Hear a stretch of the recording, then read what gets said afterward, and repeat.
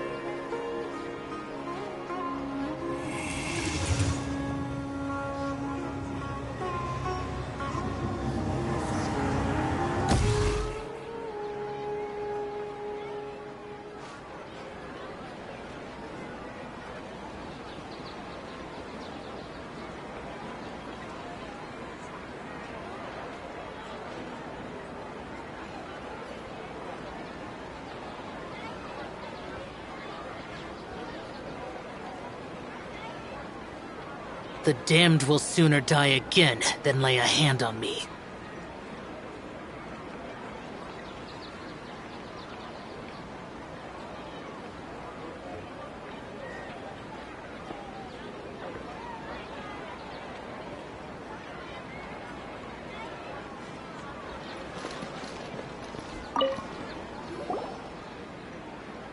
You're actually Nahida, aren't you? Paimon felt like Catherine was acting weird when we met at the Sumeru's festival. And... Dunyarzad, did you save her? It's a really long story. We shouldn't disturb her. Her consciousness is still weakened. Let's chat somewhere else. How about by the Traveler's favorite bench?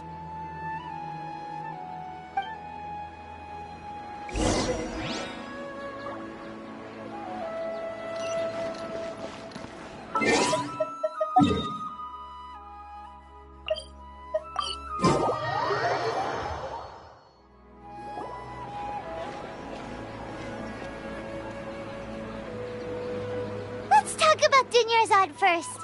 It's such a relief that she's all right. After we parted on the last day of the Sumeru's festival, I left the city and saw what the Traveler had described.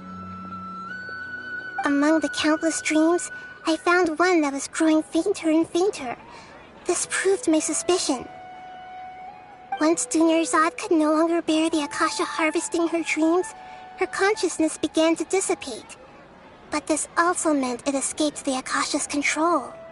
Such a small fragment of consciousness can't last for very long, though. It will return to its original dream, where both will gradually fade until they completely disappear. I used all the power I had to keep her dying dream alive as long as possible, but it still wouldn't have lasted for much longer if it hadn't been for you two breaking the samsara. So it looks like we did manage to save Dunyarzad in the end. And not a moment too soon. Huh? Why are you two smiling so happily? I thought you'd be so moved that you'd start crying. I need to spend more time observing human emotions. Both are fine. Everyone reacts differently. All right. You two must have a lot of other questions for me, right? After all, you saved my faithful believer. As your reward, I will answer any and all questions. Got it. I hope my answers were satisfactory, seekers of knowledge. To be honest, maintaining Dunyarzad's fading dream took a lot of mental energy. I think I may need to rest for a while. Oh, and you don't need to worry too much about the Sage's activities for now. The Akasha won't be able to conduct another project on the scale of the Sumeru's samsara in the immediate future. Go and get some sleep. Leave everything to us. What a relief. This is truly the most exhausting birthday I've ever had. Traveler? Paimon? Why am I here? Do either of you know? Maybe you were sleepwalking. You know you can't wake up a sleepwalker. We happened to walk by, so we thought we'd wait for you to wake up. I see. Huh. I should visit my maintenance personnel sometime. Oh, I'm fine. I better go. Thank you.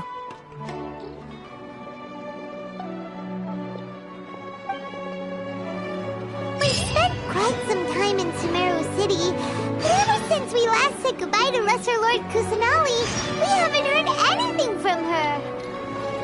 Oh, we can't just keep waiting around like this. Let's go find Catherine and pick up some work so we can at least keep ourselves busy.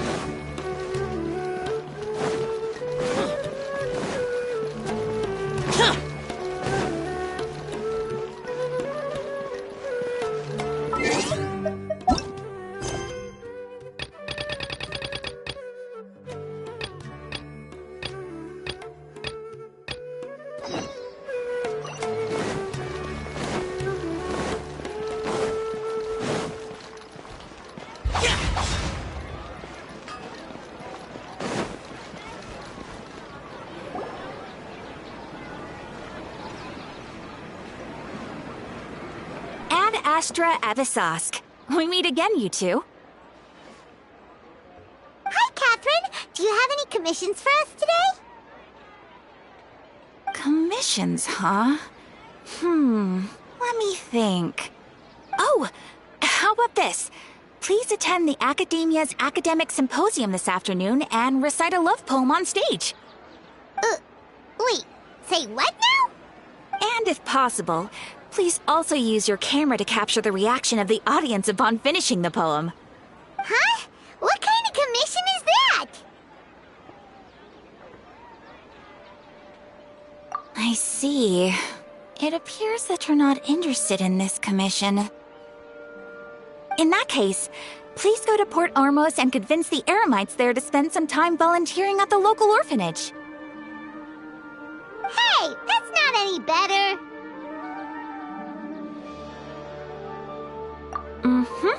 I'm sure the mercenaries will have some interesting reactions as well. Paimon's gotta ask, just who exactly has been submitting these commissions to the Adventurers Guild? Oh, the commissioner? Well, actually, I just wanted to see the two of you in action. Was it so obvious? I was hoping you would actually take one of those commissions. That kind of chance to observe humans doesn't come by often. Ah, so it's Nahida. Paimon just knew Catherine wouldn't crack those kinds of jokes. When did you get into her head? From when she said, Ad Astra Abisask? So it's been you this whole time? Are you done resting up, Nahida? Yes. I've been sleeping ever since we parted ways, and I even had a really, really long dream. It was another dream about the Sub-Zerus Festival, except it was a happy one. In my dream, I was sitting in the middle of a flower terrace, and everyone in Sumeru City was holding hands as they danced in circles around me.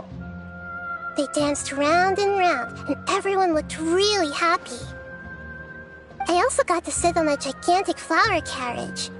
Ferris, the Knight of Flowers, raised me really, really high above the ground, and I was throwing an endless amount of Yalda candies at the children.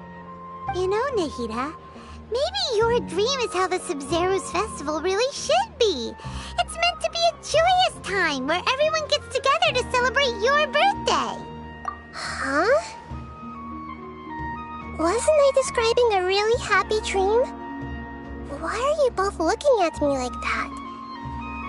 Wait, could this be an example of the emotion known as pity? No, we aren't pitying you. That would only make everything worse. We just don't want you to feel too sad. By the way, have you had visit Dunyarzad. How's she doing? The Homiyanis haven't allowed any visitors after the festival, so we haven't been able to check on her. Yes, I paid her a visit right after I woke up. She was resting at the time. Her condition is stabilized. However, since Elazar is a manifestation of the withering on the human body, we can only cure it by finding a way to take care of Irminsul's own withering. But for the moment, our top focus should still be figuring out what the sages are up to and what they're planning. Right. Who knows what'll happen if they manage to pull off another scheme like the Samsara of the Sub-Zero's festival? So our first priority should be investigating and putting a stop to the sages' activities. As for how we should pull that off, let's discuss it somewhere else. There are too many adventurers around here. Oh, good point. Sorry, adventurers. We're gonna be borrowing Catherine for a little while.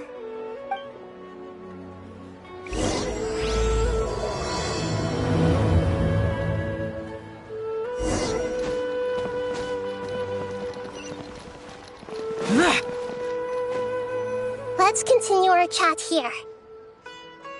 Okay, so do you have any ideas on how we can investigate the sages, Nahida? Actually, I've already done a little bit of work on that. But for now, I want to hear your thoughts.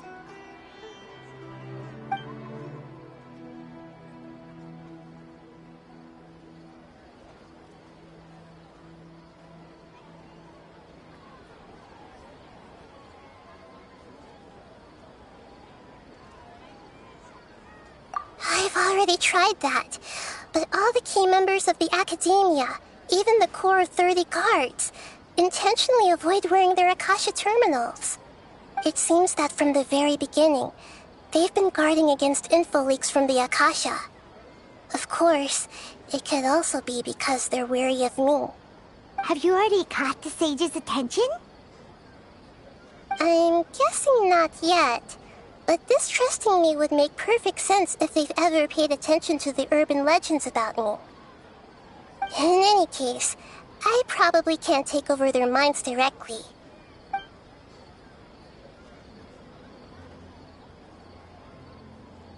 No way, that's too risky. You mean it'd be too easy to get caught? No, it's not that. We shouldn't involve innocent students in this. A single mistake could completely ruin their lives. Doing that would be ignoring the safety of my people for my own selfish goals. How is that any different from what the sages are doing? That's a good point. Spoken like the god of Sumeru.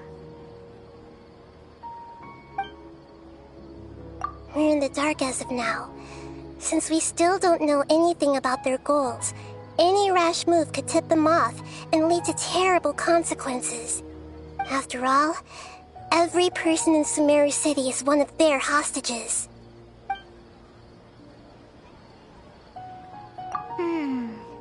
Are we really out of ideas? Nahida, you're super smart, so you already have something in mind, right? Don't keep us in suspense. Spill the beans already. According to a popular theory from the Vahumana Darshan of the Academia, rejecting impractical motions at the beginning of a planning session will give more weight to the actual proposal. Okay, but aren't you the god of wisdom? You don't have to use that kind of gimmick to make us take your ideas seriously. Well, I've been thinking that if I can't directly possess the leaders, and if I can't get ordinary people involved, then I should find someone who's already involved, but hasn't decided to side with the sages. You're saying we should recruit a spy? That does sound like it could work. Oh, before coming back, we met someone named Al-Haytham. He seems like he acts alone, and he likes doing stuff behind the Academia's back.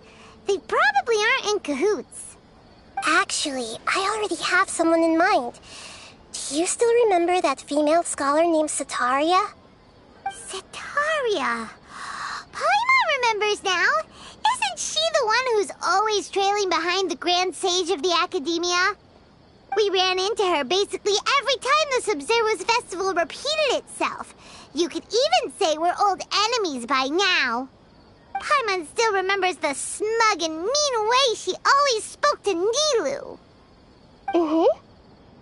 I've always liked observing all kinds of people, and Setaria has always stood out from the crowd. She was born in the desert and was hailed as their greatest genius. Her academic gifts allowed her special admission into the academia, and also gave her the opportunity to serve as the sage's assistant. Oh, Paimon didn't know she was from the desert. She must be pretty special then. Paimon feels like most of the desert dwellers around the city are working as mercenaries. The name Setaria means star. When she lived in the desert, she shone like the brightest star in the night sky. Later on, she was chosen by the sun. The star was given a place in the daytime sky to complement the sun's dazzling light. Soon after, the star witnessed the sun scorching the earth, which brought forth many disasters. The star began to waver. Instead of staying beside such a sun, wouldn't it be better to return and light up part of the night sky?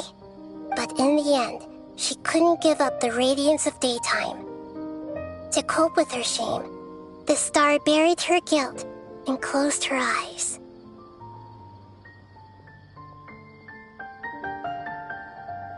From the sound of it, Setaria's just hung up on the research opportunities here. But she doesn't really support the academia. She still feels guilty about not doing more for the desert, right? She's just running away from her problems. Indeed. When they are presented with complex moral issues, many people will simply plug their ears and go with the flow until the problem can't be fixed anymore. She's suppressing a lot of guilt, but before she realized it, she had already become the sage's accomplice. She can't deny her part in their schemes anymore. Right. We must somehow make her face her problems again. That way, not only can we get useful intel from her, but she can also use it as an opportunity to redeem herself. From my past observations, Setaria will take a day off from the academia every 10 days to do some shopping in the city. Tomorrow afternoon just happens to be a shopping day for her. That'll be our chance. To prepare, let's go check out some of her favorite spots, and have a quick chat with a few of the vendors there.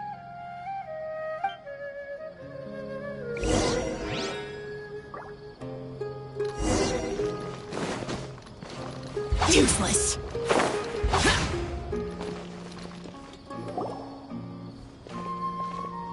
This should be Setaria's favorite fortune-telling spot. So should we ask the fortune teller about Setaria? No, I already have enough information on Setaria. The most important thing now is for you to pay attention to the vendor's talking style and key characteristics. Talking style and key characteristics? My poor lost lambs, have you become troubled over your fates? The divine voice of wisdom often echoes between mine ears. If thou be blessed today by the gods, I may be able to show you the way. Huh? Really? Nahida, you've been whispering things to her? Shh! My friend here has some doubts regarding his future. Can we get a fortune reading for him? Of course, of course. In that case...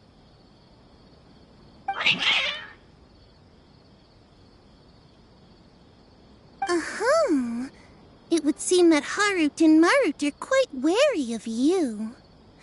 Perhaps, at some time in the past, you have somehow offended the gods. Only mocking the god of Animo, questioning the lord of Geo's financial savviness, and brawling with the god of Electro. Do those count? Oh, nothing. Go on, pick an aspect for her to divine.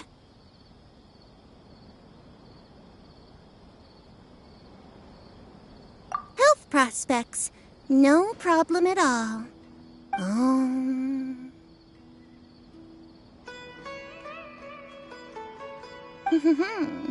The gods have spoken. The truth shall be revealed. Your life shall continue on for...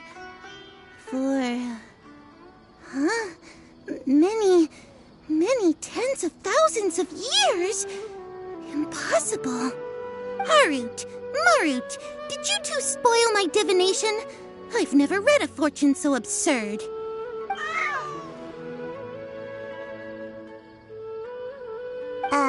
Actually, Paimon thinks this is probably the most accurate fortune-telling you've ever done. I admit that the orientation of today's celestial matrix is, suboptimal. As such, there will be no charge. Is that so? Well, that can't be helped.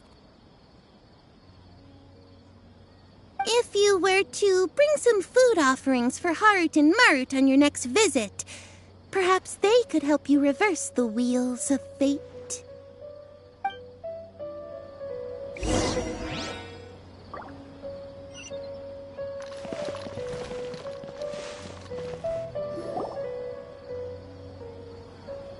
Is this another one of Sataria's favorite stalls? Yep. It belongs to a king. His father helped Sataria a lot when she first moved to Sumeru City, so she still comes by whenever she has time. When I start talking with him, listen carefully to the details of our conversation. Ah, dear customers, would you like to look at some pottery? We caught wind of your great craftsmanship, so we specifically came to take a look. Oh, I recognize you. Aren't you Miss Catherine from the Adventurers Guild? Sounds like I'm in for some big business. Speaking of, where did you learn this trade? I suppose you could say it all started with my dad. He's a mason by trade, but I picked up an interest in clay while apprenticing for him. After that, I began making pottery by myself in secret, and I simply changed trades when my works turned out well. Although it's a pity that I'm no longer making much use of the knowledge provided to me by the Akasha. That's nice. You're making a living doing something you love. So is your father still working as a mason? Oh no, not anymore. A few years back, he fell from a roof and broke his leg. Since he had already saved enough mora over all these years, he's just enjoying the retired life in Port Ormos nowadays. I see. We wish him peace and happiness in his retirement. I'll have someone in charge of logistics at the guild come by another day for some goods. We'll leave you to it. Take care now. No problem. Rest easy, all our goods are sure to meet your every need.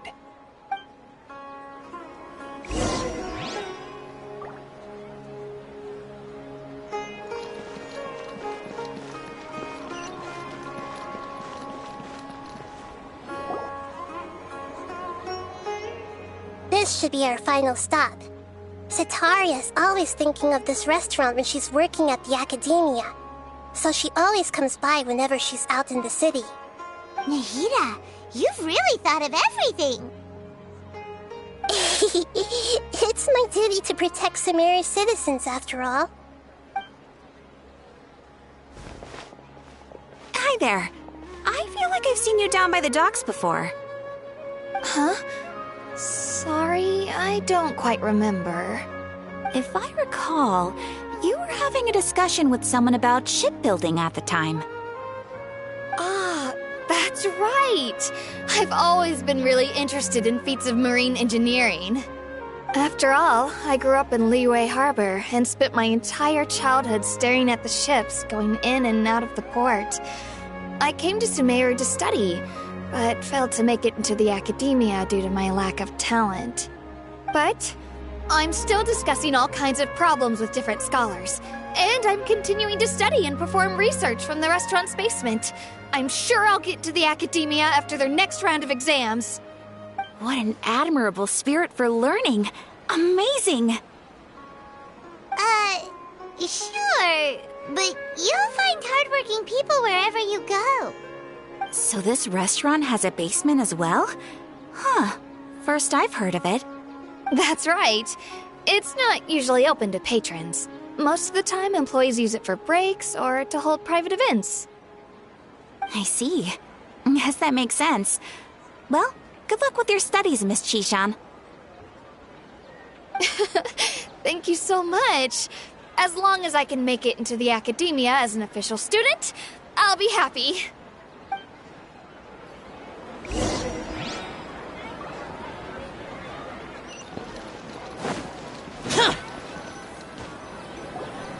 So, was that everybody? Mm-hmm. 3 familiar faces should be enough for Sataria. What's the point of all the information we've collected? Nahida, you still haven't told us how you're planning to make Sataria face her problems. Sataria is already used to avoiding her problems, so we must find a way to break through her usual sensibilities. I remember you mentioned that the Eremites in Port Ormuz are all making a fuss about the upcoming resurrection of King Deshret. Although it's all just a boatload of nonsense, the fate of her homeland may turn out to be Sataria's soft spot. Oh, Paimon gets it now! You want to take advantage of the guilt Sataria feels about her homeland. Although she knows she should return home to help the people of the desert, all she's done is conspire with the sages.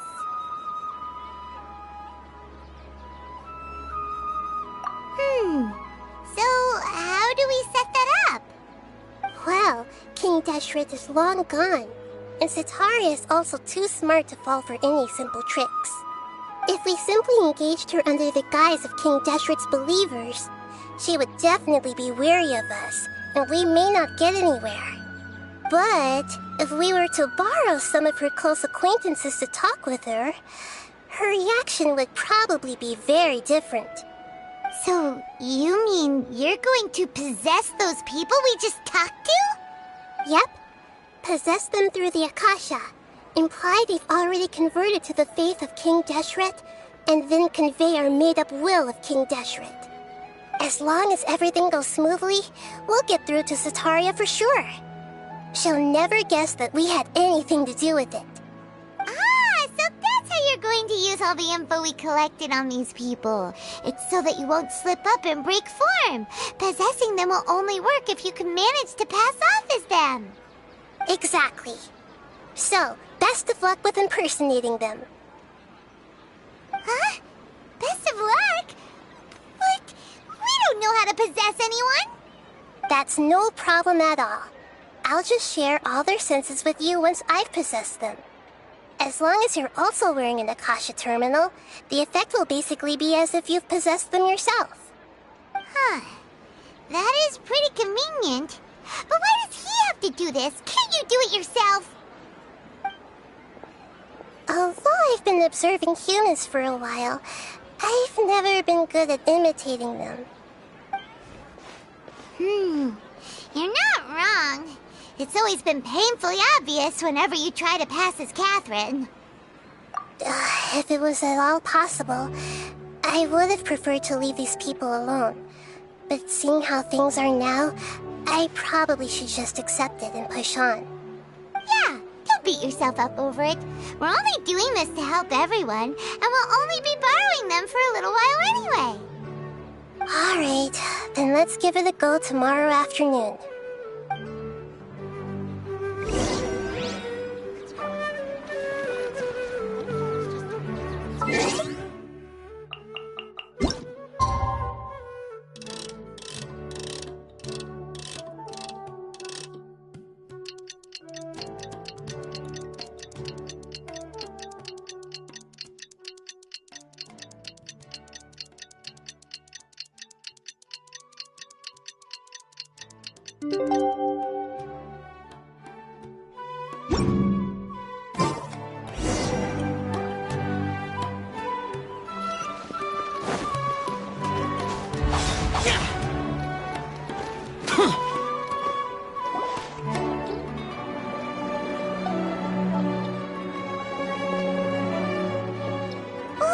Here she comes! Sataria's here! Let's quietly follow her. Once she starts talking to her acquaintances, we'll find a safe spot to begin possessing them. As for how we'll sway her to our side, I'll leave that to you. I trust you'll know what to say. Paimon's starting to feel kinda nervous. Okay, let's go. Looks like they've already started talking. Let's find a hiding spot and get started.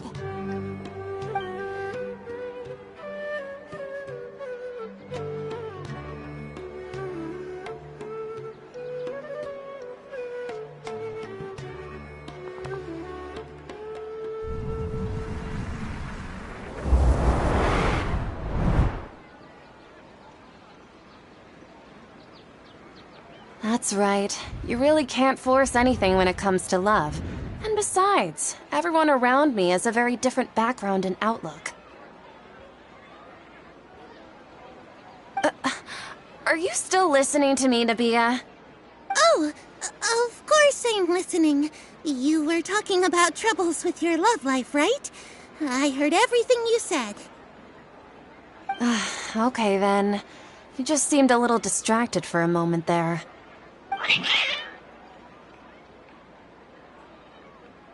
Strange. Your cats seem pretty worked up. Is something wrong?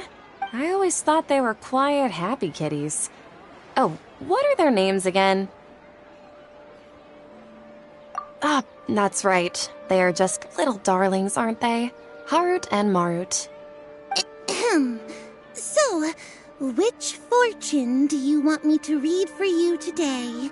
You must have come for another echo of the divine voice of wisdom. I'd like to get another reading on my love prospects, but to be perfectly honest with you, I feel like I've been a real mess recently. A mess? Well, could you do a reading on how long it'll take me to finish my current project at work? I really just want to get it over with. I hear you. No problem at all. The gods will reveal the truth.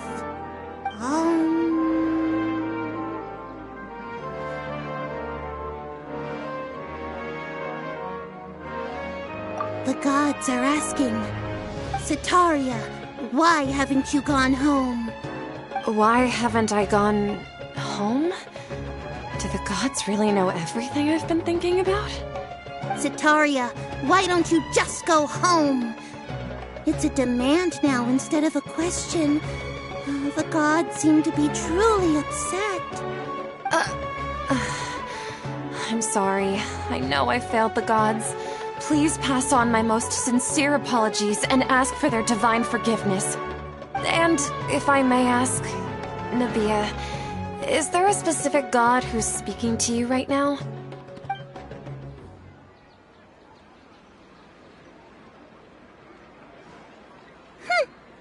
What an inconsiderate and naive question. The god who is speaking to me is, of course, the wisest and mightiest of all, King Deshret. King Deshret? No wonder he would make such demand of me. Wait a second.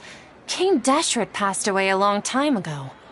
Even though news of King Deshret's resurrection has been spreading like wildfire, it's all just a misinformation campaign from the academia. How can King Deshret still exist in real life?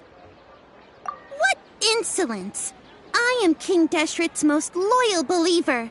Do you wish to refute his voice of wisdom? Oh, no. As a child of the desert, I am only reveling in his power upon learning that his divine glory has touched even this city. I will think very carefully about his demand of me.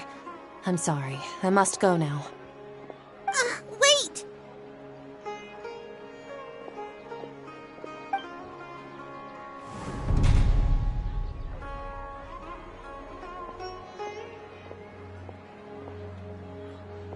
Whoa! She just ran off in a hurry. She looked pretty upset, too. Well done. Sitaria didn't seem to suspect anything amiss. To have something she's been trying desperately to avoid show up out of nowhere and berate her, that must have shaken her to the core. Aw, Nahida, it seems like you understand human emotions really well after all. All I know are some abstract Harabata theories. And in any case, My time with you has shown a lot of them to be utterly useless. I'm still trying to make sense of everything. Anyway, enough of that. Let's hurry and catch up to Sataria. He's out of Keem's now. Right on cue. Let's get ready to possess him right away.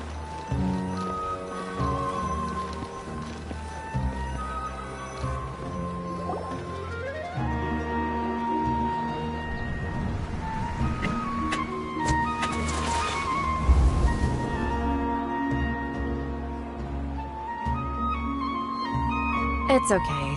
I just got caught up in something. Oh, actually, didn't you ask me to help you look for work?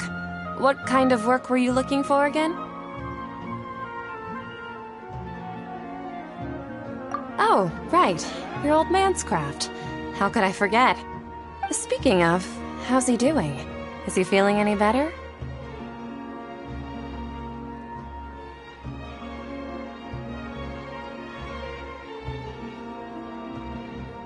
Oh, that's good to hear. I have been thinking a lot about him. If I could get some more time off, I'd love to pay him a visit. Actually, while we're talking about him, is he still living in Port Ormos? Yeah, he's been retired there for a while. If you could find the time, please write him a letter. Let him know that recently, faith in King Deshret has taken root in Port Ormos and has begun to spread across Sumeru. He has a quick temper and has always been a devout follower of the Dendro Archon. I don't want him to get into a fight with those King Deshret believers because of a difference in beliefs. Oh? So, who are you siding with in all of this? The Academia or King Deshret? I'm so jealous of you. You were born a child of the desert, yet you chose to betray King Deshret, and now you spend all your time with those crooks from the Academia. Akeem, you don't mean you've also become a believer of King Deshret? What's so strange about becoming a believer of the wise King Deshret? In fact, aren't you the strange one? The one who still can't pick a side?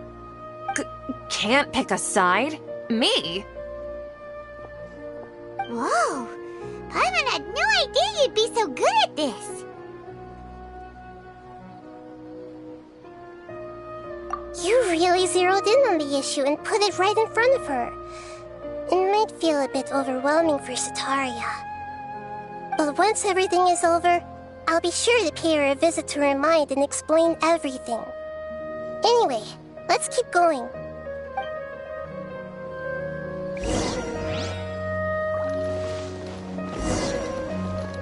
Come on! Sataria's already started...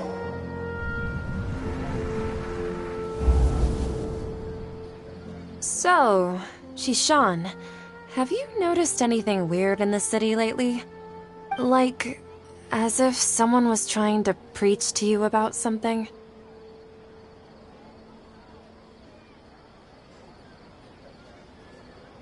Oh, right. Speaking of strange things, I celebrated the Sub-Zerus festival so many times that I lost count. That was really weird. Wait, how could you be aware of that? That should be impossible. Nothing in the report indicated anything like that. Are you still failing to realize that the Academia's lowly tricks could never deceive all of Sumeru's citizens? Shishan, don't tell me that you've converted to King Deshret as well! What an absurd question. You make it sound like I should be ashamed for becoming a believer of King Deshret. In reality, shouldn't you be the one who is ashamed? You, who works side by side with the Academia, and treated people as nothing more than experimental subjects? Please, please stop! Even now, Sataria's still trying to run from her problems. She can no longer justify everything to herself. Hey, she's trying to talk to the guards! What should we do? This is the most important part of all. Quick, get ready. Mercenary, you're a member of the Corps of 30, correct? Please help me pass a message to the Matcha right away. The situation in the city is getting out of control. Please, try to remain calm, miss. Tell me what's happening in the city. Heretics are infiltrating the city, and they've already converted many residents to their side. Heretics? What kind of heresy are you talking about? King Deshret! Many people I know have suddenly started believing in him, but he's long dead. It's impossible. Miss Sataria, nothing is impossible. You know my name? King Deshret is immortal, and all who defy him will one day pay the price. You must face the truth, Sataria. You tread a treacherous path, and the longer you ignore it, the tighter the Academia's grasp on you will become, and the deeper you will be ensnared. Child of King Deshret, never forget that the desert that belongs to you lies elsewhere. What's so strange about becoming a believer of the wise King Deshret? In fact, aren't you the strange one? The one who still can't pick a side? What an absurd question. You make it sound like I should be ashamed for becoming a believer of King Deshret. Sataria, why haven't you gone home?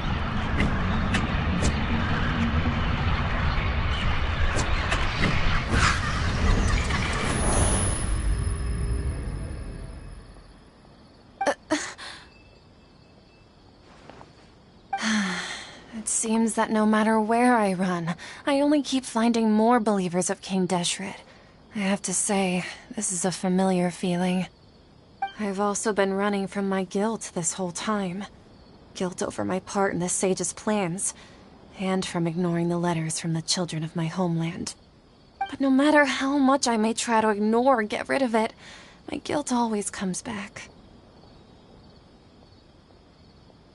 You won't necessarily lose your research opportunities by facing the truth.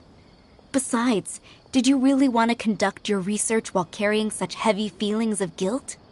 How do you know me so well? Are you truly just a believer of King Deshret? Or are you the god himself?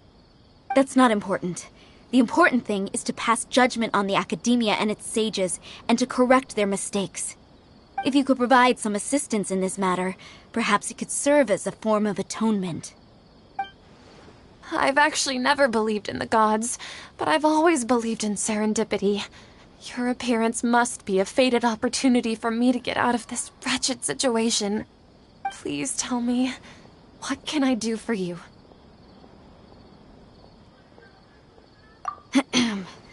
How much do you know about the sage's current activities? I was just one of the designers for the massed dream harvest scheme, which is what happened around the Sumeru's festival. But I know very little about the full scope of the overall project. I'd assume that only staff with the highest clearance would have access to those confidential documents. I've just been working to meet the Grand Sage's specified requirements. However, there's something that's been really bothering me. I heard that a scholar who was previously expelled has returned to the city, and even the sages are still quite wary of him. To fight against the Academia, we will need to figure out the nature and the purpose of their work. Is there a way for us to get access to the confidential documents you mentioned? It should be possible if we're willing to take some risks. After all, I'm an assistant to the Grand Sage, and I've been working on many tasks outside of the project.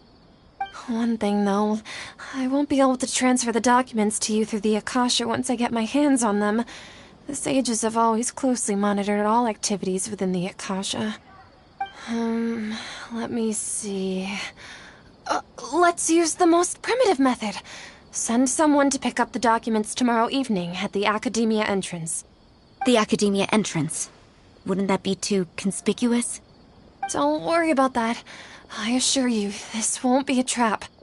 I'm only suggesting this location because it'll draw more scrutiny for me to leave the Academia again. It'll be safest for me to distract the guards long enough to hand you the documents. All right, I trust you. So, if I were to successfully complete this task, would it mean I've atoned for my wrongdoings? That'll depend on the judgment of the Dendro Archon. The Dendro Archon. That's right. Her people are the ones we have endangered. As the god of wisdom, she's also the one responsible for judging and guiding the scholars. Maybe it's time for me to find a god to believe in. Just as Nahida predicted, we've managed to bring Sataria to our side. The Traveler's execution was ingenious. He's the one who deserves all the praise. Well, now that we've made plans to meet again tomorrow evening, all we can do is pray for Sataria's mission to go off without a hitch. Pray? But if we're going to pray to the gods, aren't we just praying to you? God of wisdom and guardian of the scholars? No. The truth is the true guardian of scholars. I've always believed that. Anyway, let's meet again tomorrow evening at the Adventurers Guild.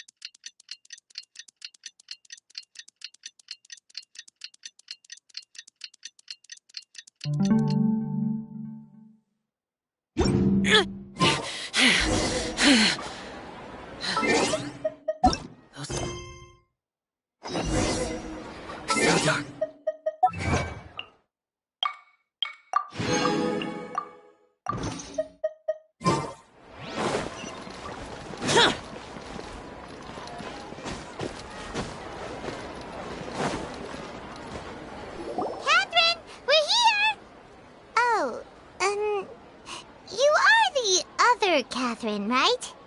That's right. I suppose I'm the other Catherine in your mind. Shh! We're on a secret mission tonight, so we need to protect Catherine's identity. Yep, Paimon's right. We cannot fully rule out the chance that the meetup tonight is just a trap. If something were to happen, my existence may be the only trump card we'll be able to play. After all, the Academia should still be unable to confirm the existence of my consciousness in the outside world. Yep, exactly, just what Paimon was thinking.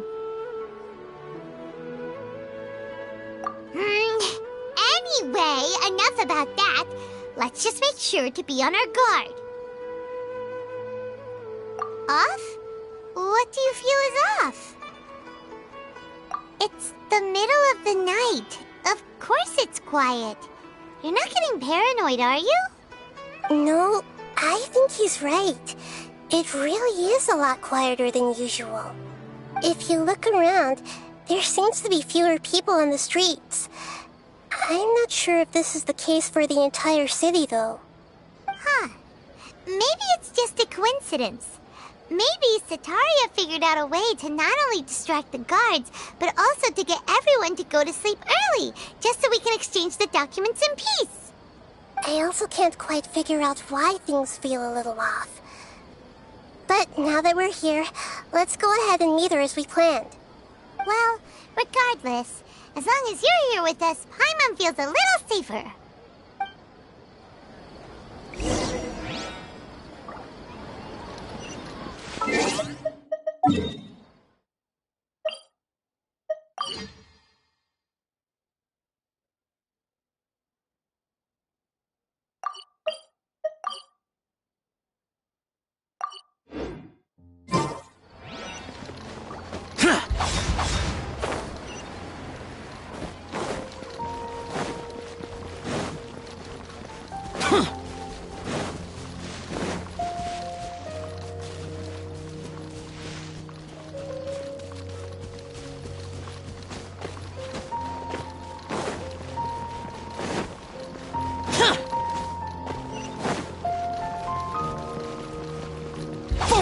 Useless.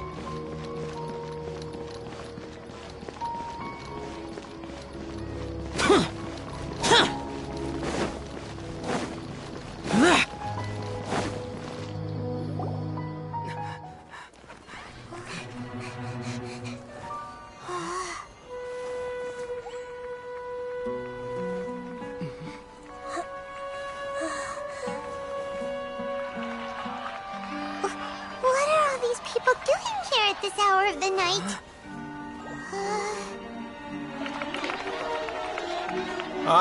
The triumphant hero returns at last.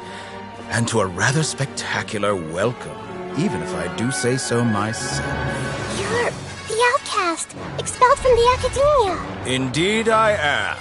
Although these days they tend to call me the Doctor.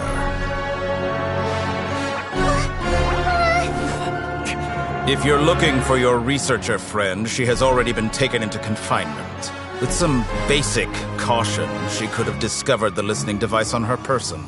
Clearly, she lacks the degree of rigor expected of a true scholar.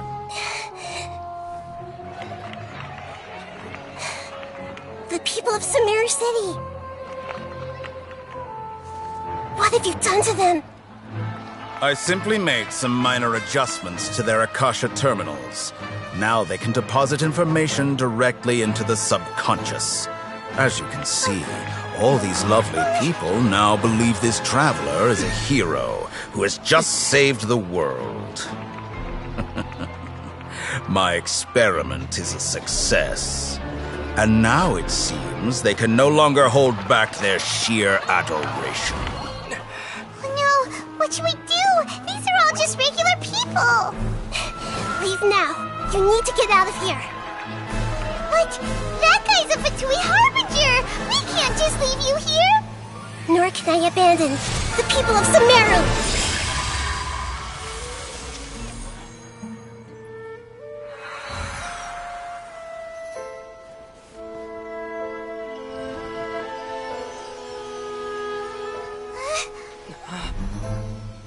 Don't worry.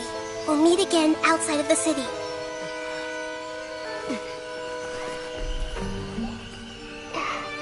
I see. You appear to have overridden their mental faculties with your own consciousness. To possess such a powerful mind, you must be the god of wisdom.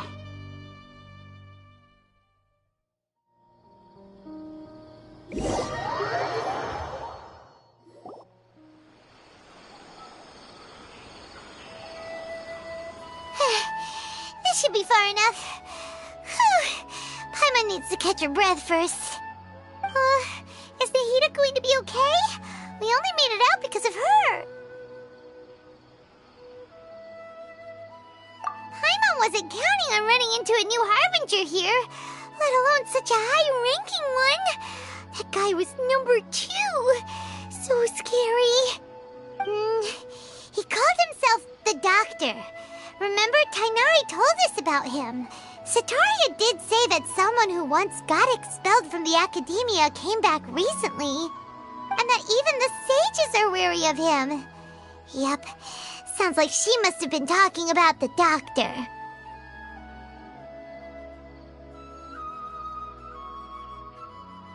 Yeah, now that the Doctor's in the picture, we're no longer just dealing with the academia. They're in cahoots with the Fatui. But what are the Fatui after this time? Another Gnosis? Yeah, things would be a lot easier with Nahida's help. Nahida said we'll meet again outside of the city. But we can't just keep waiting around, right?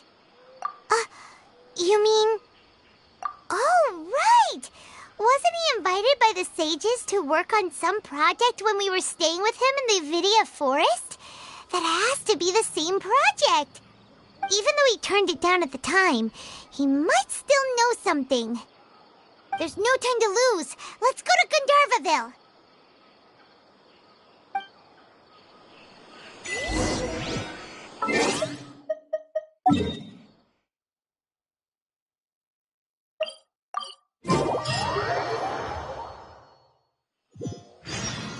Foreign!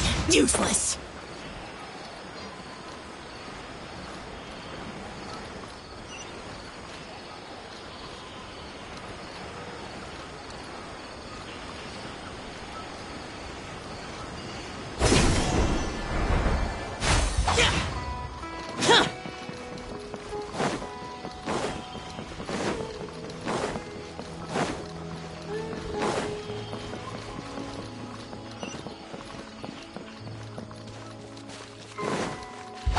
Useless. Hold it right there. A blonde-haired traveler and a floating fairy. We've got you all right. Take a look around. You've fallen right into our trap. Are you mercenaries from the Corps of 30? Did you come here to arrest us? Corps of 30? We're nothing like those government lapdogs who don't even get scraps for their work. We are an elite brigade that commands the highest commission rate in all of Sumeru. We're here on the orders of a client known only as the Outcast. The Outcast? An outcast from the academia? But why wouldn't the doctor just send the Fatui after us?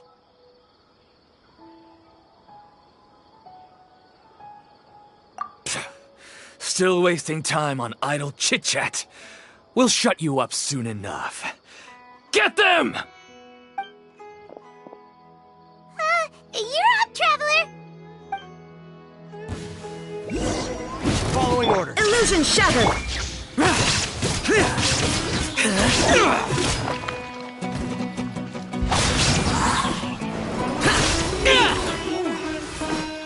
I'll take my lead. Boring! Take that! There is no escape! That's close enough. New punch. Gather!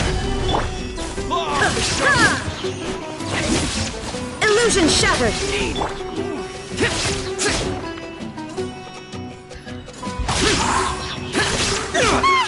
It isn't over yet! Here comes reinforcements! Time down! Now you shall perish! That was pretty rough. Is that what elite mercenaries are like? Yeah, looks like we'll have to keep our guards up. But this doctor guy seems like a pretty tough opponent. He knew exactly where to set up an ambush. Did he predict that we would try to find Tainari? Going up against smart people is tough. Anyway, let's keep going.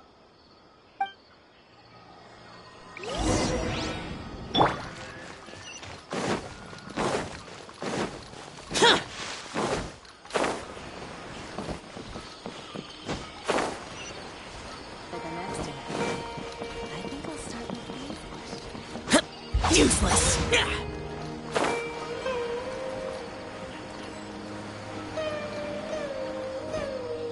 Oh, it's the Traveler and Paimon.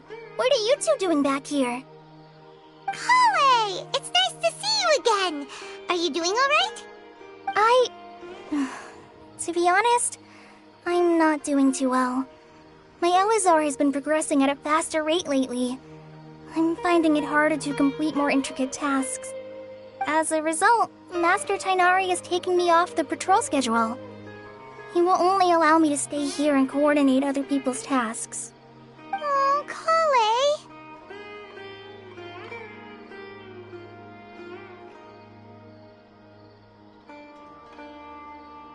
Speaking of Tainari, did he go off on patrol? We're here to talk to him. Oh, Master Tainari? He just left the Avidia Forest a little while ago. He was headed to Party's DI. He left? But isn't Tainari always saying that he never wants to leave the Avidia Forest? He even turned down the Sage's invitation. I thought it was weird too. Master Tainari always prioritizes his work as a forest watcher above everything. He almost never leaves his post. He left in a hurry this time, though. No, I only found out that he left through a message he left behind. He also made sure to delegate all his tasks using a schedule. To leave in such a hurry? I'd guess he had something urgent to take care of. Master Tainari originally studied in the Amorta Darshan of the Academia, and Partis DI is something like the Amorta's research base. Many rare shrubs and grasses have been planted there for research. I know that before he became a forest watcher, Master Tainari once spent a long time conducting research at Partis DI. A research base, huh? Gotta wonder what kind of research Tainari just decided to work on all of a sudden. Oh, we don't have a lot of time, so let's go look for him at Party's DI.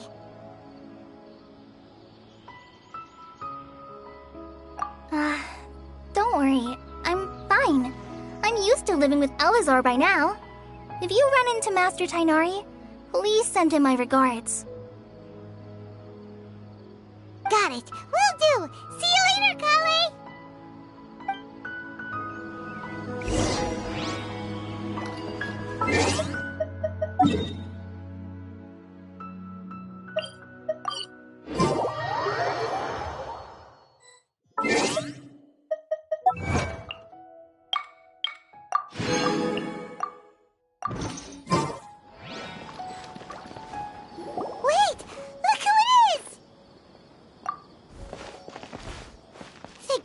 You're okay. We were so worried about you.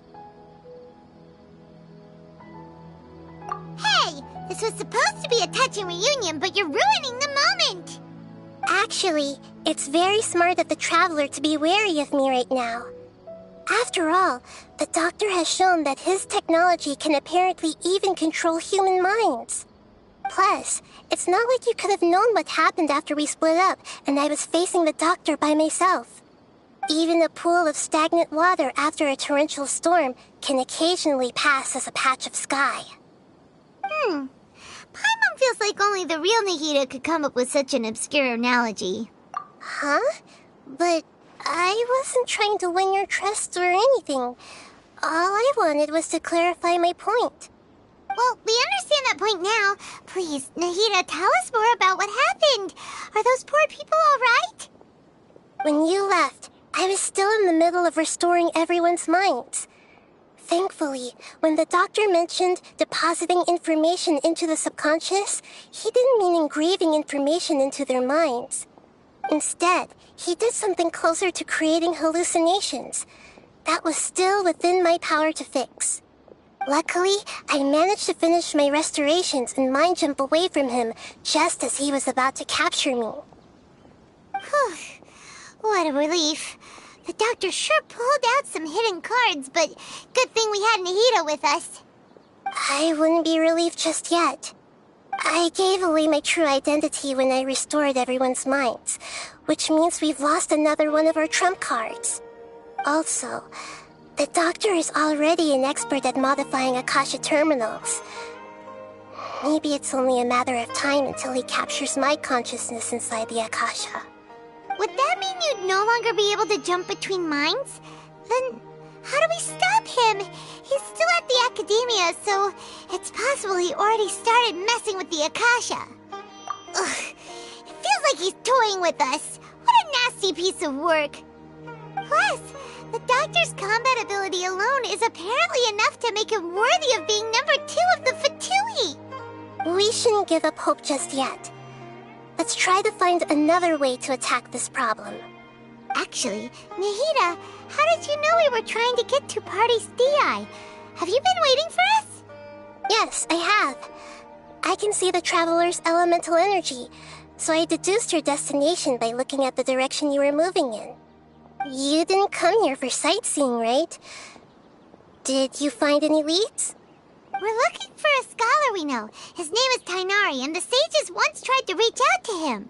Why don't you come inside with us and see what we can find? Okay. Let's just hope we won't get him into trouble.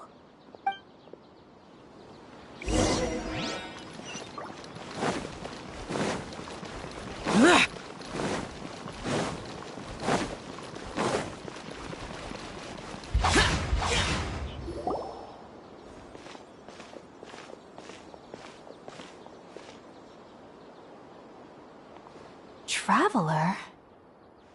It is you! Ah! It's Hypatia! Ah, what a pleasant surprise! It's so nice to see the two of you again. Who's this?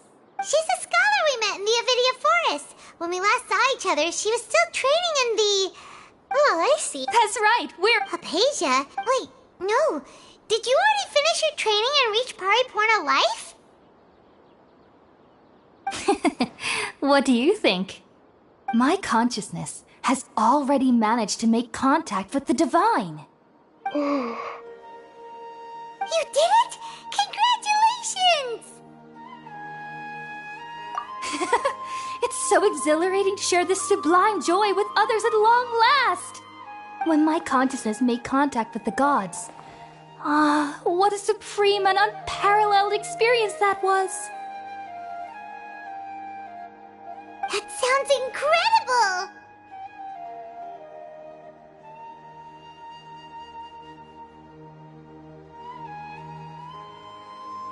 Oh, all right. Actually, please wait. I haven't forgotten my promise to you. Remember? I promised to help you understand what you saw from Irminsul once I gained deeper insights.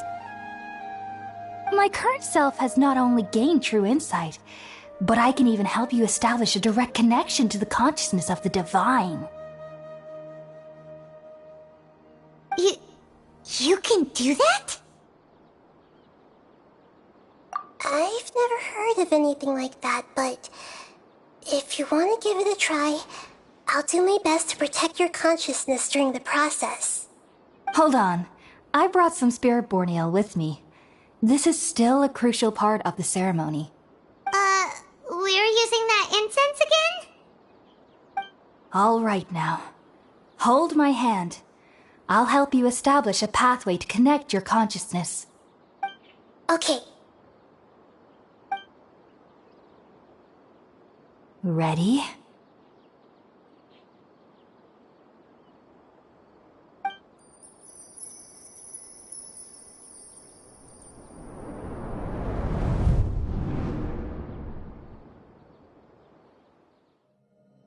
It took 3 betrayals for me to finally understand. The world is just an elaborate tapestry of lies. My fury will never be quelled. The first to betray me was a god. My creator. My mother.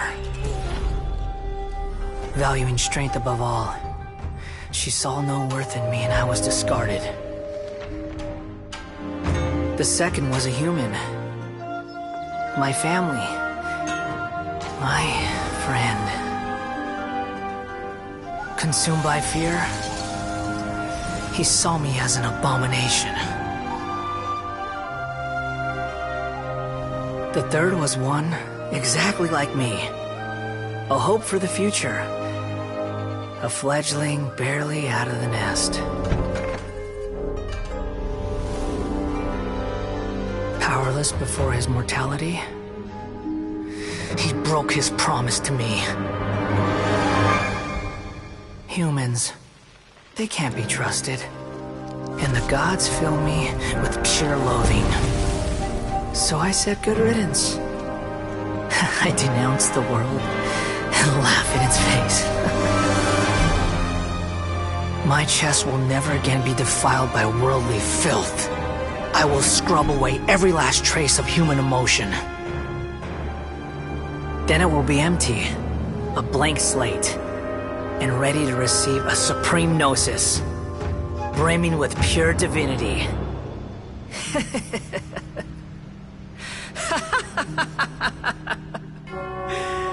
There is no need to fear. The pain will be brief.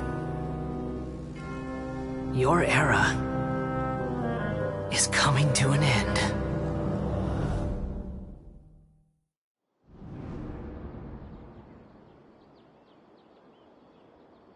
What was that?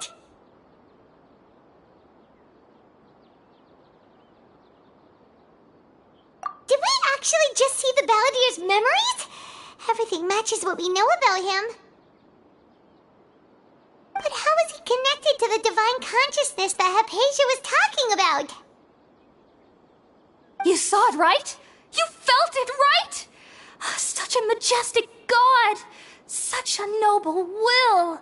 Such sublime emotion! Alas, shame. If only that which beats within my chest wasn't a filthy mortal heart. Oh, great and merciful God! Please grant me forgiveness and salvation! Do you understand now? I'm afraid this is no periporno life, but rather... Ah! You... Why are you so mean to me? Why is everyone hiding from me? I found divine wisdom. Shouldn't I receive praise and honor? Haven't I uncovered that light in the darkness? Hypatia? That's how I always thought everything should be. Wait. Have I... already lost my mind?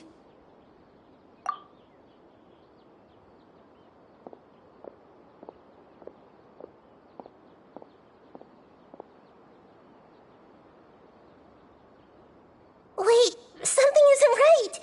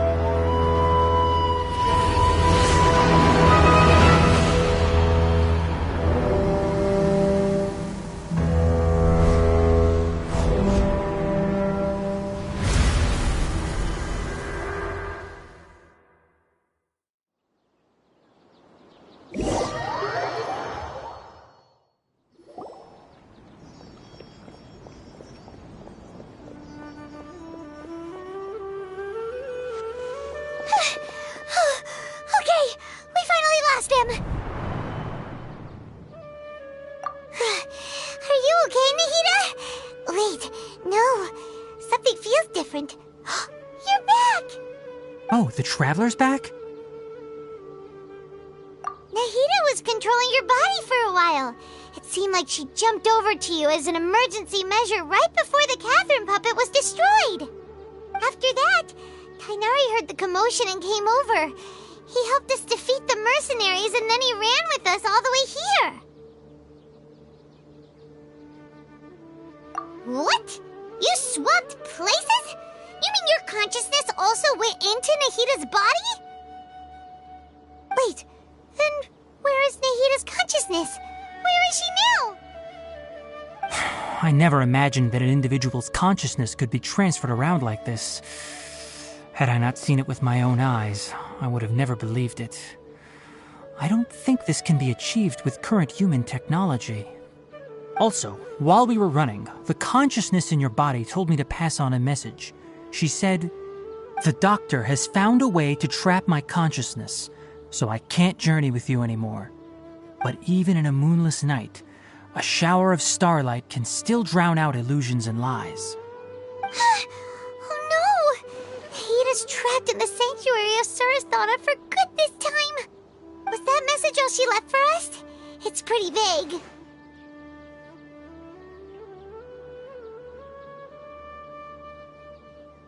Oh, that makes sense. Since the doctor captured her, she won't be able to say anything without him knowing. She's being extra careful. Even in a moonless night, a shower of starlight can still drown out illusions and lies. Huh. Paimon knows the moon illusions and lies are from that alchemical divination at the Sub-Zeru's festival. Didn't Nahida use a starlight analogy before? It had something to do with Sataria. Oh, that makes a lot of sense. Huh. Do you think Nahida was telling us to go find help in the desert? But She isn't with us anymore. Think we'll be okay? Paimon, you said Sanctuary of Surasthana. Does this mean that this Nahida you're talking about, the consciousness who was occupying the traveler's body, is the Dendro Archon? Your guess is correct, but the situation's a bit complicated, so it's really hard for us to explain right now. That's all right. A scholar's curiosity doesn't need to be appeased right away. As for the complicated nature of the situation, safe to say I have witnessed that for myself. I've spent some time with you, and it looks like the Dendro Archon's also on your side, so I trust you. Thank you, Tainari. Oh, actually, we came here to ask you a question. What do you know about the project that the sages have been working on? Ah, that. While I was indeed invited to join that project, the sages were always secretive about its scope and goals, so I eventually declined. All I know is that that project has something to do with the restoration of Irminsul. Huh? Did you see something when you were in Nahida's body? What? Do you have any evidence?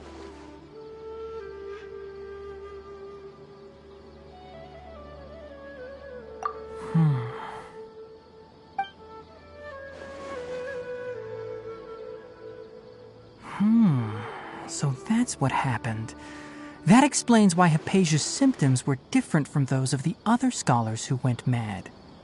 It's because she made contact with the consciousness of a new god who is still in the process of being born. Tainari, did you leave the Avidia Forest because of Hypatia? I did. I noticed Hypatia's mental anomalies, but since her symptoms were rather atypical, I secretly took her to Pardis Dii and began searching for a way to return her to her normal self. If I didn't take action, Hypatia would have already been taken by the Matra to the desert, doomed to a life of exile at Aru village. Now that you mention it, I knew the Academia has never thought particularly highly of Lesser Lord Kusanali, but I still didn't expect them to do something as arrogant as creating a new god. Looks like I made the right decision by not accepting their invitation. The Doctor and the Balladeer. We have 2 Fatui Harbingers in Sumeru. Sounds like we're in for a bad time. From your description, I don't think they've completed their project. There may still be room for us to intervene. But then, what is the connection between creating a new god and restoring Irminsul? Yeah, it feels like we're still nowhere close to figuring out the sage's goals. Right, we've pretty much gone over everything we need to know, so we should head out. How about you, Tainari? What are you going to do? I'll stay here for now. I still want to try a few more things to help Hypatia. If you're planning to go into the desert, start by heading for Caravan Rabat. That'll be your fastest route.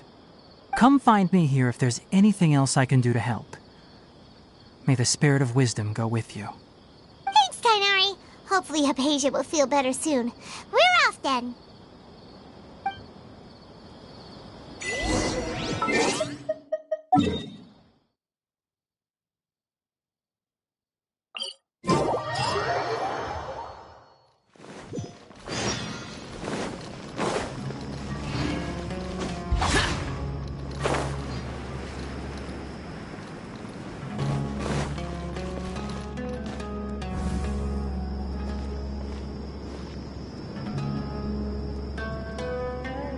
We finally made it to Caravan Rebat. It's pretty lively here. So, just past this wall is the desert, huh? Oh, wow. Paimon remembers hearing people call this the Wall of Samiel. It's made to block sandstorms from the outside. Oh, if it's this tall, it's gotta be the divine work of Greater Lord Rukkhadevata, right?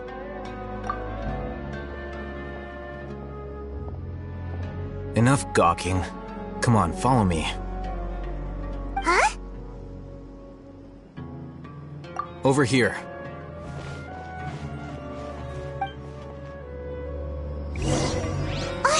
That way! Let's hurry up and follow him.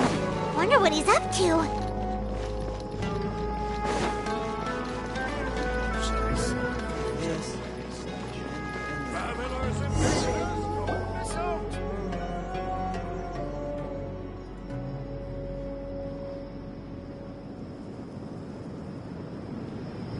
What the... Where did he go? How did we lose them? They were just here a second ago. More Eremite mercenaries? Who are they working for this time? Anyway, Traveler, it seems like we were being followed again. You were too careless. You should have noticed those hopeless amateurs trailing you a long time ago.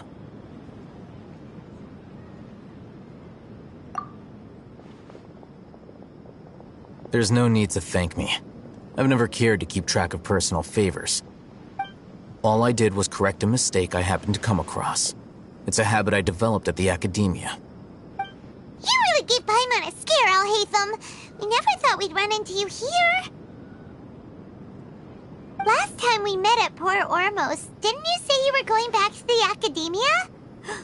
Wait, don't tell Paimon that you're here to take us back on their orders! Oh, so you've already landed yourselves on the Academia's hit list. I can't say that I didn't expect it. However, had I wished to turn you over to the Academia, don't you think you'd already be the Eremites' honored guests by now? Oh, right. You do have a point. I have no interest in running errands for that project. As a scholar, I've always belonged to the camp that promotes researcher autonomy. And these days, you're more fascinating than anything the sages can offer. Not quite. To tell you the truth, I'm still investigating the Divine Knowledge Capsule. Unfortunately, I've run into some difficulties. Everyone says the capsule originated in the desert and was eventually moved to Port Ormos. If I am to get to the bottom of this, I must understand how the capsule first came to be. Which brings me back to you, and why you're so interesting. The leader of Ain al-Ahmar used the Divine Knowledge Capsule right in front of you, and upon seeing him, your expression became perplexed, and you were lost in thought for quite some time. To have that kind of reaction, I think you must have realized something. Are you interested at all in sharing what you've been hiding from me?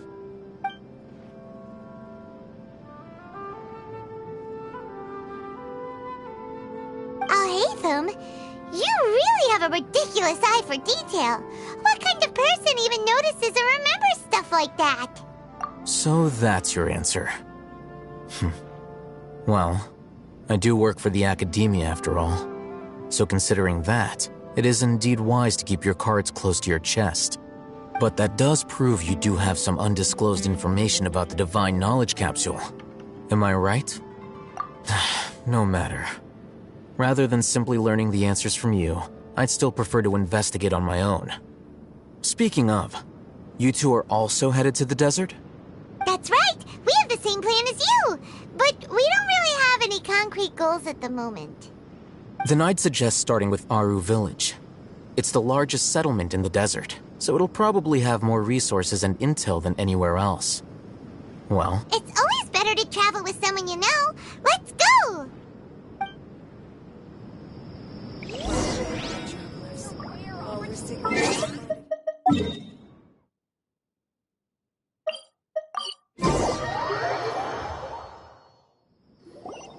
before us lies Aru Village, the safe haven of the desert folk. Whoa, this landscape is really something else. What a cool place! Let's go check it out!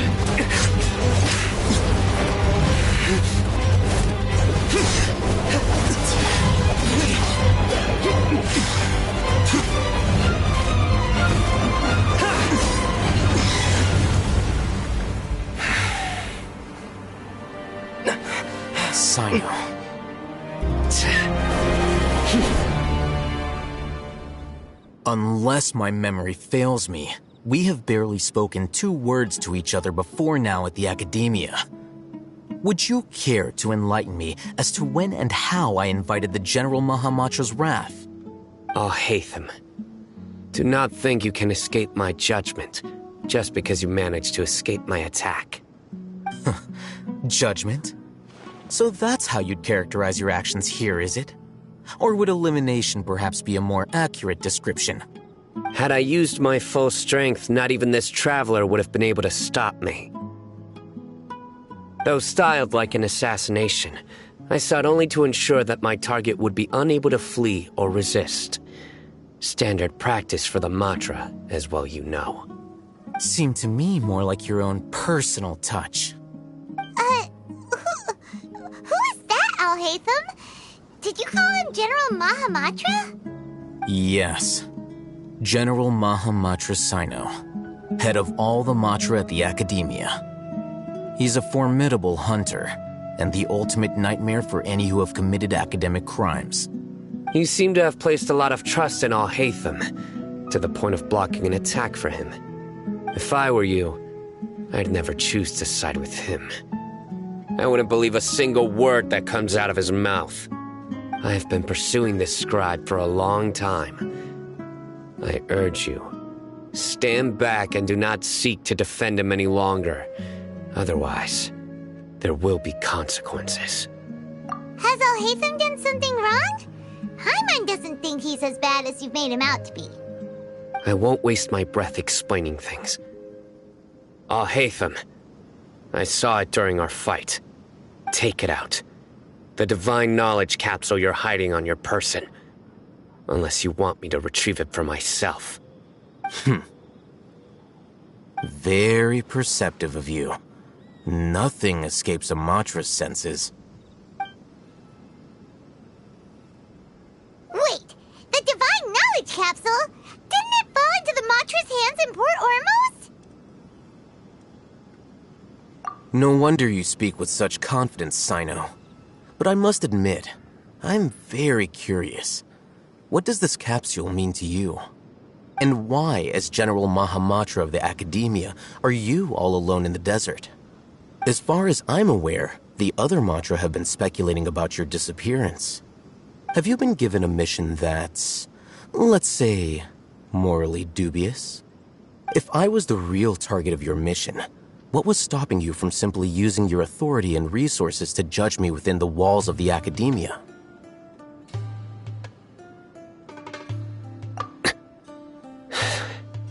I should have known you'd be difficult to deal with. You two! Ugh!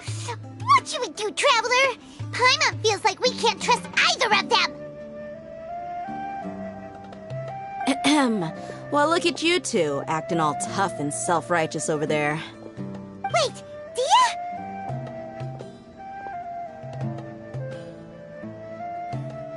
Great! Finally, someone that we can trust! You gotta help us out here, otherwise these two are gonna start fighting again! Yeah, sure looks that way. 2 giants from the Academia duking it out once and for all. Not something you get to see every day, that's for sure.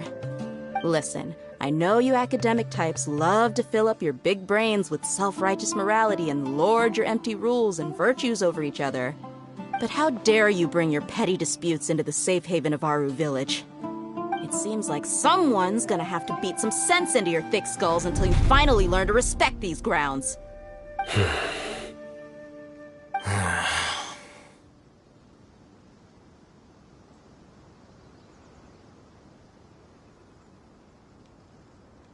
Hey, did either of you hear a word I just said?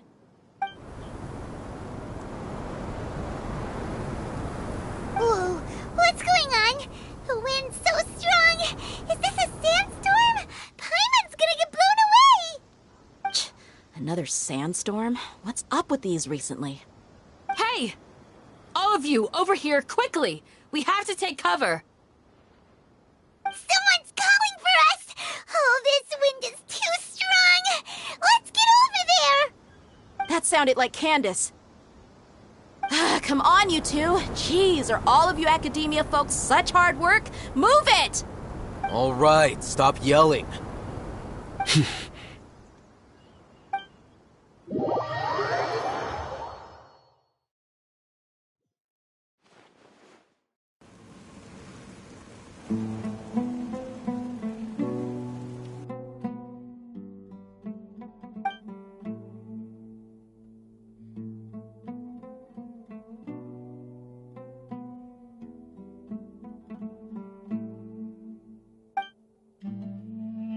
Well, this is pretty awkward.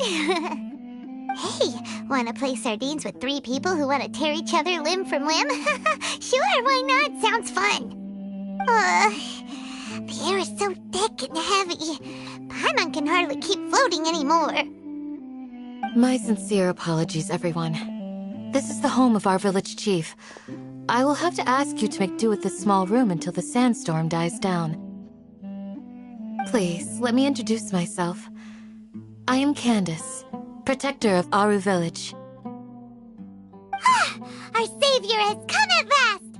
Nice to meet you, Candace. The name's Paimon. Thank you so much for helping us.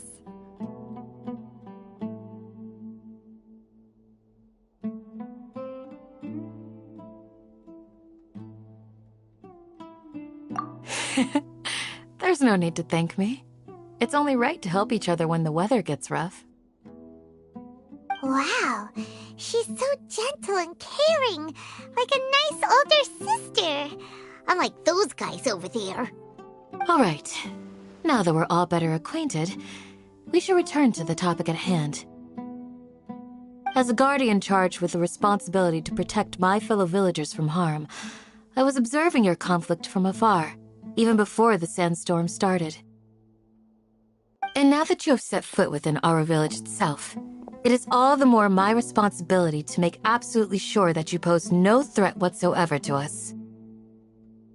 So please, have an honest and sincere conversation with one another, and put your hostile feelings to rest. If anyone dares to start anything again while they are under this roof, I will not hesitate to send them out for some quality time with the creatures of the sandstorm. Oh, on second thought, Paimon may have misjudged Candace's character. And that goes for you too, Miss Dia. Do I make myself clear? All right, we got it, Candace. That's what I like to hear. So, which of you will begin? I was supposed to be a mediator, but I might have gotten a little too involved just now. Anyway, one of those two should probably start talking. Wait, that was you trying to be a mediator? I have nothing to hide, so there's no shame in explaining myself. While All Hatham wasn't wrong about the other Matra not knowing my whereabouts, it's not because I've been assigned a morally dubious mission.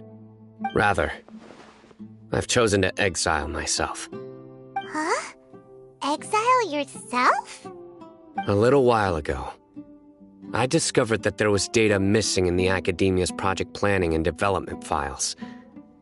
What little they did report clearly did not match the project's actual progress. As General Mahamatra, I had the responsibility and authority to request an audit. However, to my surprise, the person responsible for the erroneous data was none other than Grand Sage Azar himself. I tried to investigate the issue myself before submitting a formal audit request, but I soon found that all leads and potential pieces of incriminating evidence were carefully concealed from me. I began to realize that they were cautious of me from the very beginning. Unsurprisingly, the Grand Sage rejected my audit request as soon as the submission reached his desk. He even said to me, "The power of the General Mahamatra is granted by the sages. You have no right to judge us." So they really are up to no good. I realized then that to the Grand Sage, the Matra are nothing more than tools for the sages to assert and maintain their control over knowledge. The vows that we took, the principles that we strive to uphold, They are meaningless to the academia of today. I believed it would be wise to flee the academia before the sages had a chance to take action against me. This way, they can no longer see nor predict my actions. I will never give up on this investigation. There's no need for someone else to give me power or authority. Once I find the truth, I will administer judgment by my own name. Sino seems to have the same goal as us. We're all investigating the sages. Plus, now that he's no longer the General Mahamatra, he somehow feels a lot less scary. Well, Sino, if that's your story, then why did you see Alhaitham as a target? When I was investigating the matter in the academia, I overheard a conversation between Alhaitham and a sage. The sages asked you to investigate a blonde-haired traveler. Do you dispute this, Alhaitham? What? Like many parts of the project, this assignment was undocumented. Now throw in your suspicious behavior with the Divine Knowledge Capsule, and I think we deserve an explanation.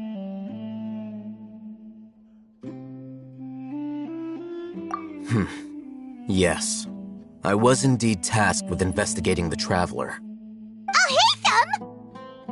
After all, the promised reward was so great that hardly any scholar could have refused.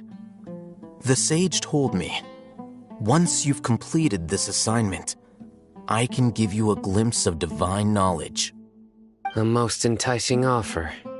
Unfortunately, those academics don't know me at all. Their words contained one key piece of information, namely that divine knowledge indeed exists. That gave me all I needed to know. From my perspective, the sages are far from trustworthy. Think about it. Isn't it a little strange they're so willing to share divine knowledge with anyone, even as a reward? So, I began my own investigation following the lead of the Divine Knowledge Capsule. In the end, I realized my wisdom in committing to this rather than collaborating with the sages. Had I been less guarded, I probably would have ended up like that Ain al-Ahmar mercenary, incapable of remaining sane for long enough to hold a conversation. You mean that the sages originally planned to dispose of you, using one of those capsules that drive people insane?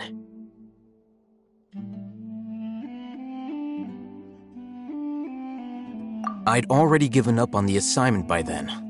I only told the academia I was waiting in Port Ormos for you to appear so they wouldn't suspect anything. So it came as quite a surprise when I encountered my erstwhile target while investigating the Divine Knowledge Capsule.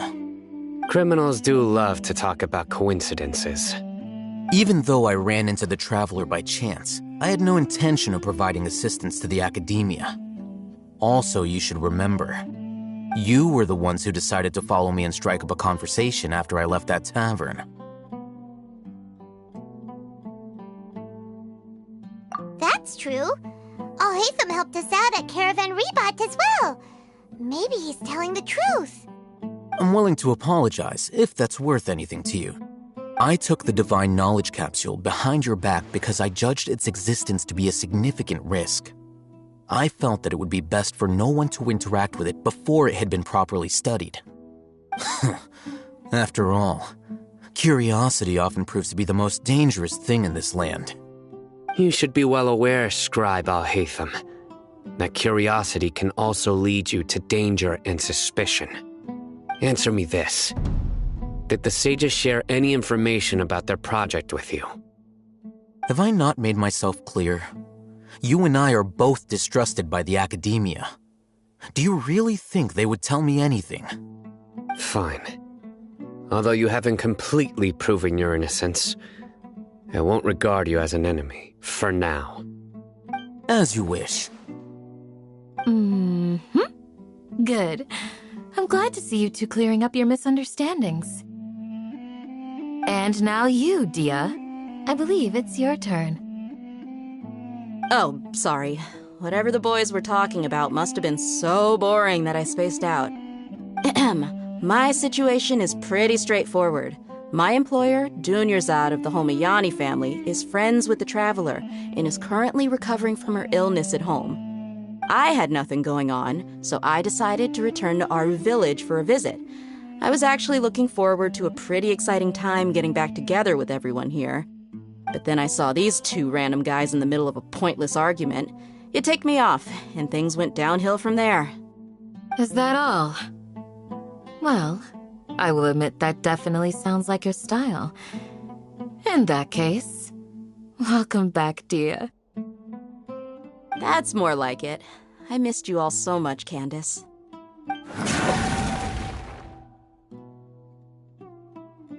Whoa! What was that sound?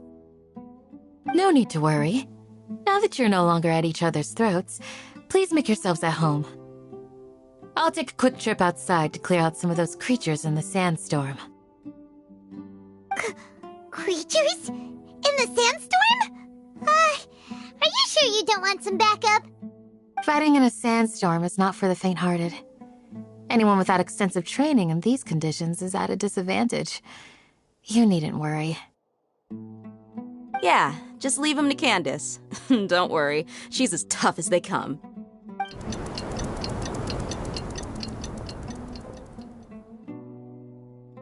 The wind's died down. That means the sandstorm's over, right? Candace still isn't back yet, though. Is she alright? Maybe we should go out and check on her. When you put it that way, even I'm starting to feel a little worried. All right, let's go. We've been here long enough, and the boys are as chatty as the floor.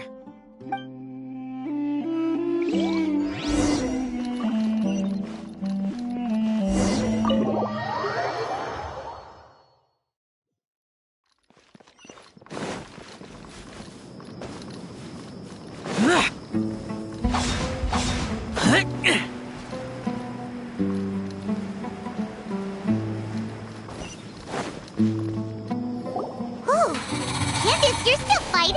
You've been out here dealing with these creatures the entire time? Yes. They just keep coming in waves. I've lost count of how many I've defeated. Before I realized it, even the sandstorm had stopped. Here comes another wave! Leave this round to us. I got interrupted earlier, but now I have something to take my anger out on. It's been quite a while since I've seen the Flame Mane in action. I'll leave these to you then. I'll be sure to put on a good show. Let's go!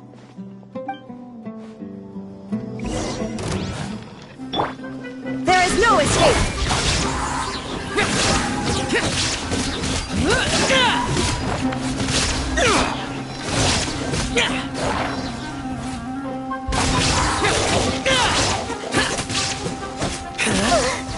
Here comes another wave! When are they ever gonna let up?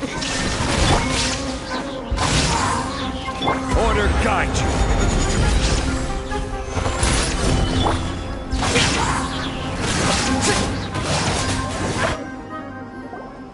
The creatures stopped appearing.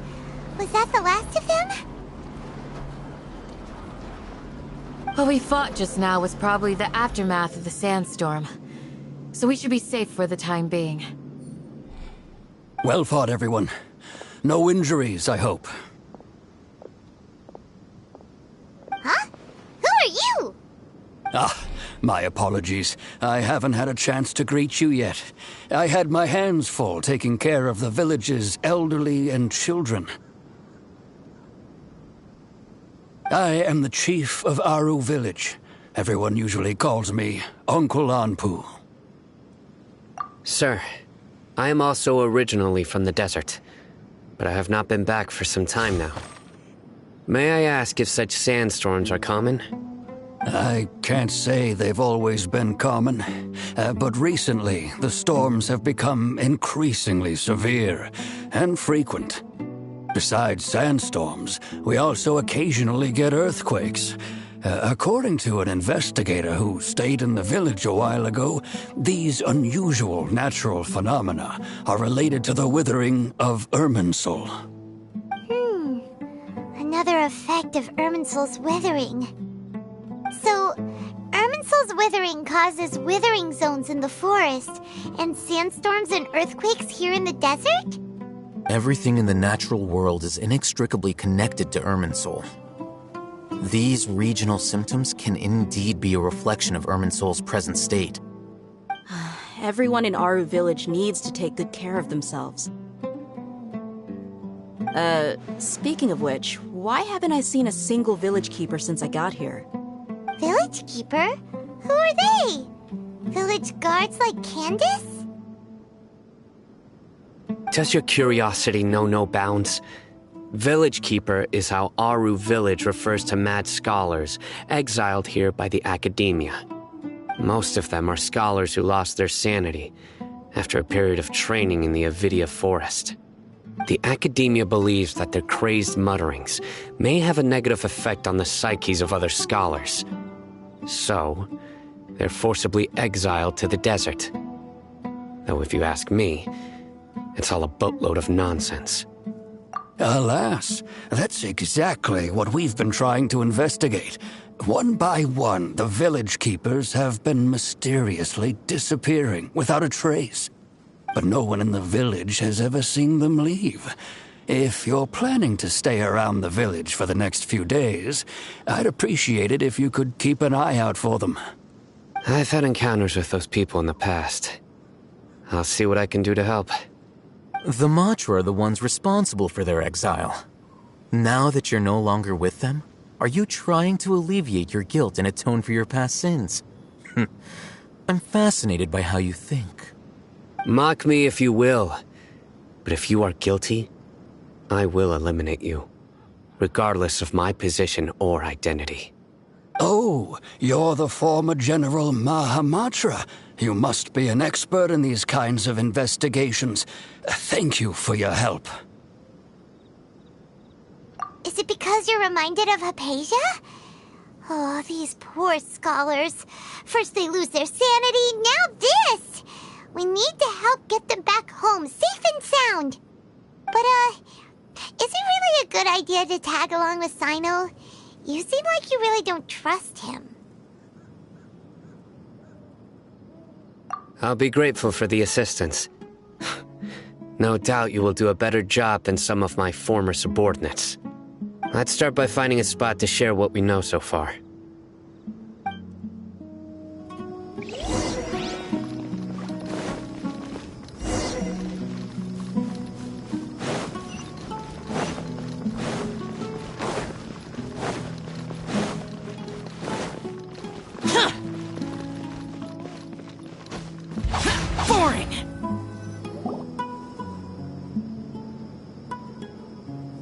Although I've sent myself into exile, I'm still doing essentially the same things as before.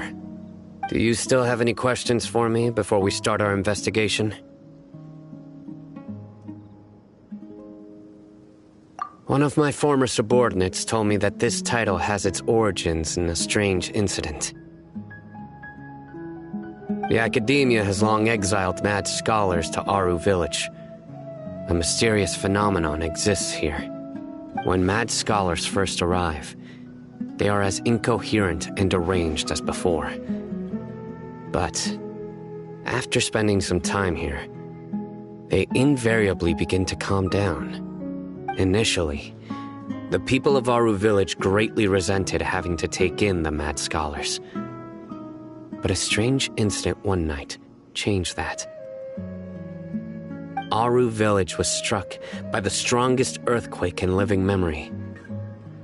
Seeing buildings on the verge of collapse all around him, the then chief of the village was preparing to take everyone to safety. Suddenly, he noticed a mad scholar crouching in a corner, caressing the ground with his hands. A soft, green light radiated from him, like a divine glow against the backdrop of night. Despite the powerful tremors that ripped through the ground that night, all the houses remained upright, almost as if they had grown roots reaching deep into the ground. In the end, not a single building collapsed, and no one was hurt. After that, the people of Aru village treated the mad scholars with greater kindness, and began to refer to them as the village keepers. A soft green light? A mad scholar protecting Aru village? What do you make of it, Traveler? Paimon thinks so too. Actually, Sino, do you know if any of the mad scholars continued to wear their Akasha terminals at Aru village? In theory, they would continue wearing them so the academia could still monitor their activities. With that said, the main Akasha system would no longer have any interaction with them. Oh, no wonder! Everything makes sense then! Add in the fact that they calmed down, it was probably Nahida who calmed them. If you are able to draw a conclusion from this one story alone, then it appears you possess much more information than I do. So, what do you make of the story?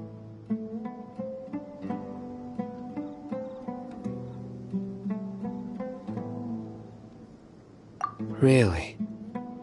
Lesser Lord Kusanali. What? You don't believe us?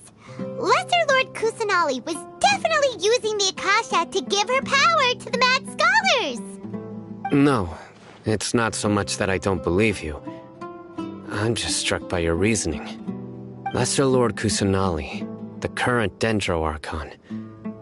Is she really active in Sumeru? The Academia has always placed far greater importance on the late Greater Lord Rukkhadevata.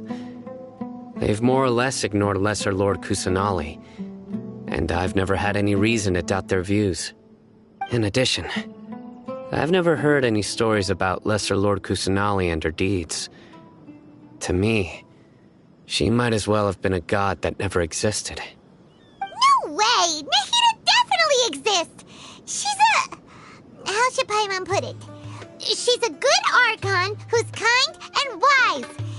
Even if she says weird stuff sometimes. I've spent many years interrogating criminals, so I can easily tell when someone is lying. Good! Then you should know that we're telling the truth! That look in your eyes. I've never seen that from a liar. You two really must have met Lesser Lord Kusanali. How can this be? To think, our Archon has been amongst us this entire time. Alright, now it's our turn to put our skills to good use for this investigation. But easier said than done, especially since we don't have any leads. Maybe we can start by knocking on some doors. Excuse me, are you here to help me find my grandpa? Huh? Who are you? By the sounds of it, a resident of this village. My name is Isak. You'll help me find my grandpa, right? Is your grandpa a mad scholar? Hey, don't say that. Grandpa is just Grandpa. Why do you have to call him that? It's not like he's a bad person or anything. The person you're referring to is not a local, yet you are. Why do you call him Grandpa? Grandpa is just Grandpa. He's my family. I heard everything you said to the village chief. Please, you gotta take me with you. I want to find my grandpa. I swear I'll help. I won't be a nuisance. Ah, so you're the one who was eavesdropping on us around the village chief's house. I was planning to go out and take care of whoever it was, but I had a vague feeling that they didn't harbor any ill intent. Whoa. Hatham wasn't kidding about Matra having sharp senses. Sino, he's just a kid. All he wants is to find his grandpa. Let's find a way to help him. Sorry.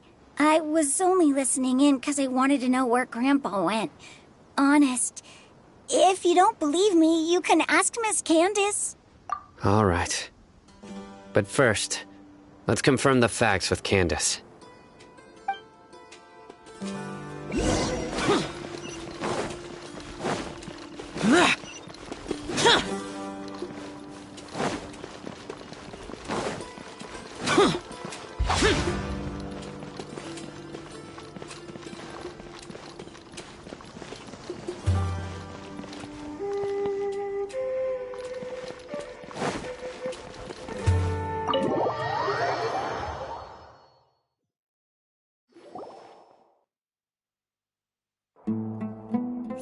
Cyno is super vigilant. Is this what all the Matra are like? Ah, you're back already. We just wanted to confirm something with you. Do you know a boy by the name of Isak? I had a feeling he'd go looking for you. Huh? You knew this would happen? Yes. Although he tried his best to stay hidden, I still noticed him eavesdropping outside the window. He really wants to get his grandfather back. Isak's parents were both Eremite mercenaries who rarely returned to the village after finding employment in the city. He was raised by his grandfather. Unfortunately, it was only a few years before his grandpa passed away. Isak was still very young at the time, so various families in the village took turns caring for him so he could survive. Later, an elderly mad scholar arrived at the village. Isak thought the scholar bore a striking resemblance to his grandfather, and thus often spied on the man. However, the scholar was unkempt in appearance and incoherent in speech. Although Isak referred to the man as his grandpa, he was afraid and didn't dare to approach him. One summer night, the oft mumbling and bumbling grandpa suddenly calmed down and seemed to become more lucid. He even noticed Isak hiding in the distance. So Grandpa walked up to Isak and patted him on the head. He even took Isak to the entrance of the village, where he patiently taught the boy the names of the stars, and accompanied Isak until he fell asleep.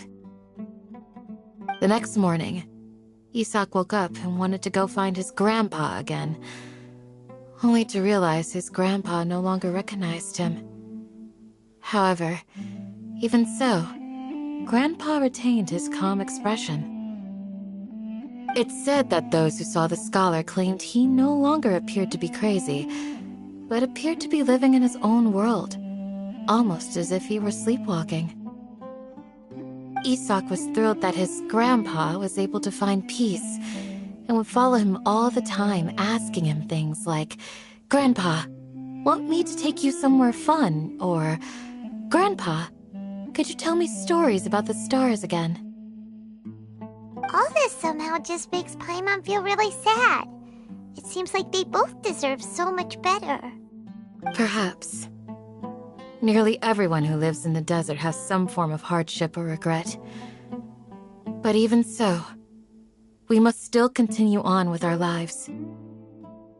It's also my reason for fighting. I must continue to protect this land.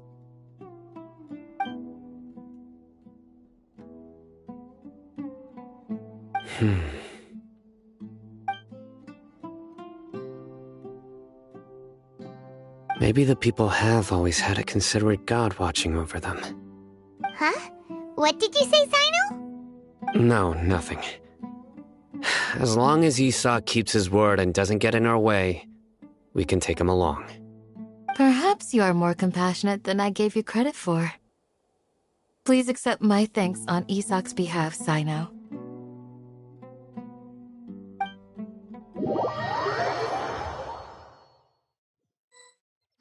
Hey, Isak! Oh, it's you guys! We've cleared everything up. Let's go find your grandpa. Really? Wow! Thank you so much! Yeah! Alright. Let's ask the local residents some questions first.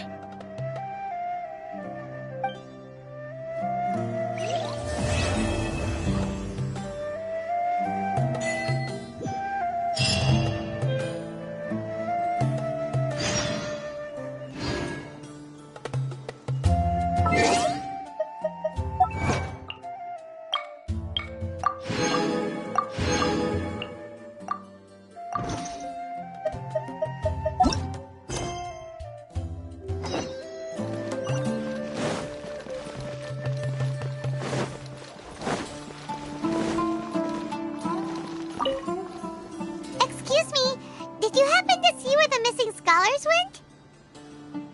You mean the village keepers?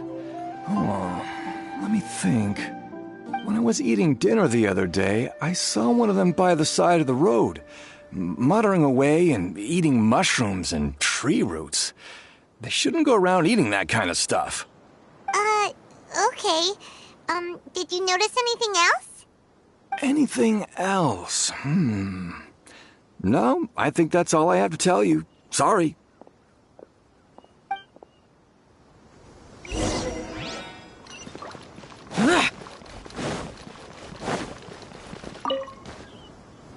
The scholars that have gone missing. Have you seen them? Those eyes. Those fierce eyes. You look like a real fighter. Don't change the subject. Right. You were asking about the mad scholars. I think it's been a few days since I last saw them. I usually go to bed pretty early, so I'm not too familiar with what goes on at night. But honestly, I feel quite sympathetic towards them. Even though they act a little strange, they've helped me in the past. If it weren't for them, my house would have collapsed long ago. Do you also think Grandpa and the others are good people? Grandpa? Oh, hello there. It's little Isak. You mean that nice man who looks like your grandpa's long-lost twin, right? He was actually the one who protected my house. I saw it with my own eyes. He happened to be staying near my house that day and was doing something with his hands on the ground. It still feels pretty surreal now that I think back on it. Did someone teach them how to do that? Well, whatever the case, I'll always be thankful to him and whoever taught him to look out for others. I'm pretty sure that if I ever went mad, I wouldn't be able to do anything like that. Gotcha. Thank you.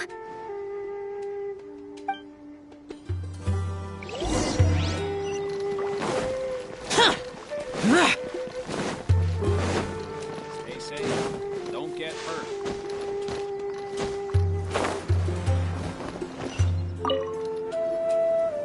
Sir, have you seen my grandpa recently? You know, the one who likes to sit and space out near the village entrance. Oh, well, if it isn't Isak. Oh, your grandpa, huh? It's been a while. The last time I saw him, he was spacing out by the road as usual. I went and asked him if he'd like any of the food I had prepared, despite my wife's protests. Like many people, she's really quite terrified of them. And speaking of my wife, she's still always complaining about how I don't make enough mora. Might explain why she's always mad at me. Oh, thank you. Thank you for taking care of him. It was nothing. You're looking for him, right? Did he go for a walk and get lost? Yeah. That's no good. Well, once you found him, come by my place again and I'll cook a little something for the both of you. I've known you since you were very young, so as far as I'm concerned, you're family. Please feel free to come by anytime. Wow, what a nice guy! Okay, thank you, sir. Huh?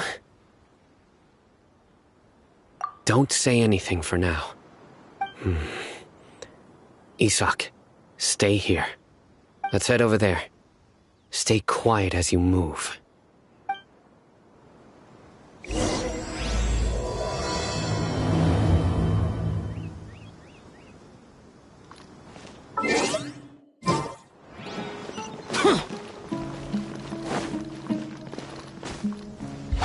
Useless.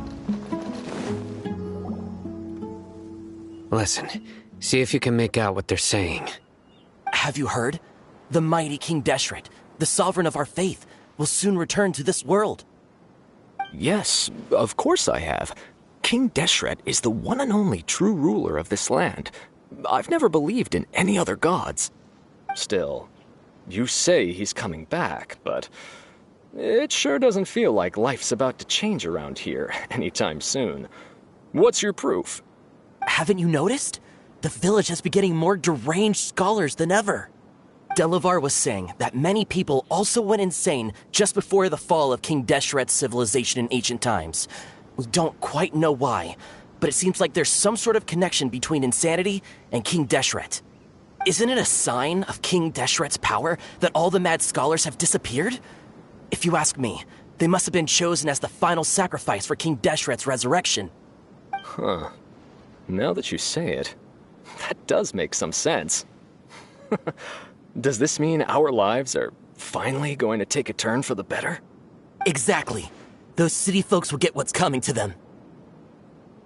Now, repeat everything you've just said from the very beginning. Huh? Who are you? Where did you come from? My patience is running thin. You heard what I asked.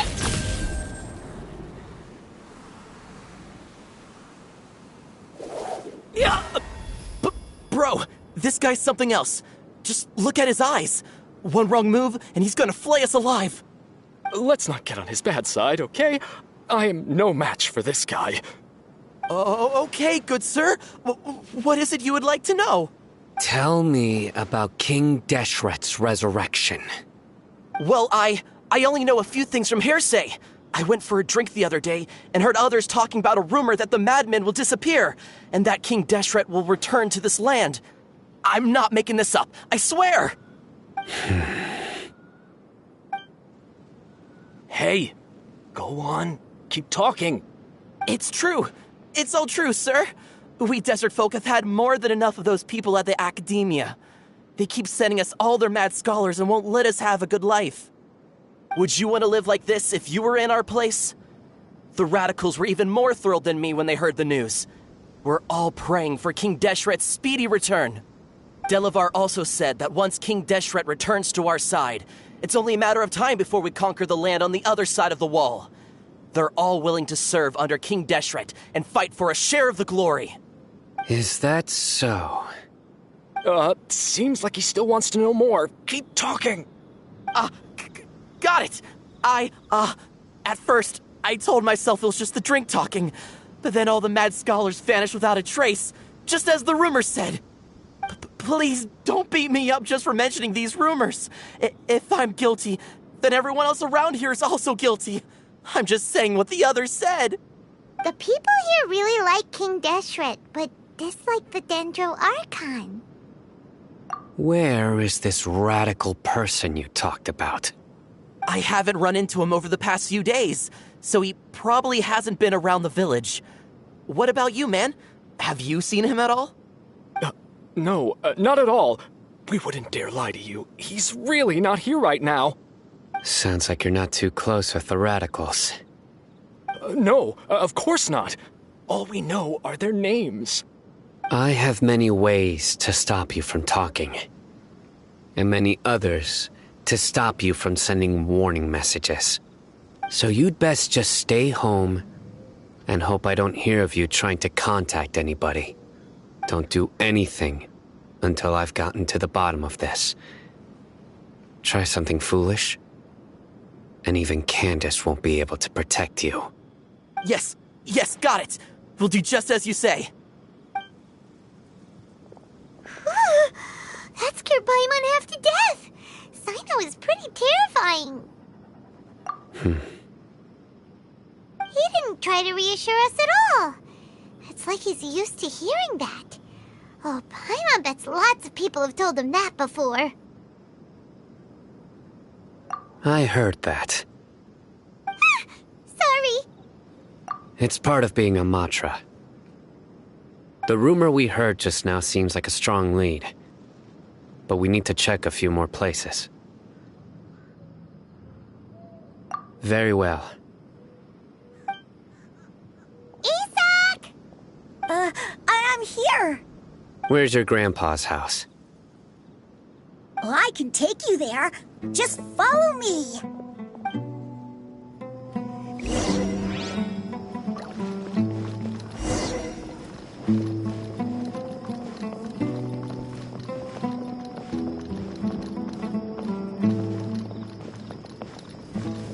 Grandpa, he likes to be alone.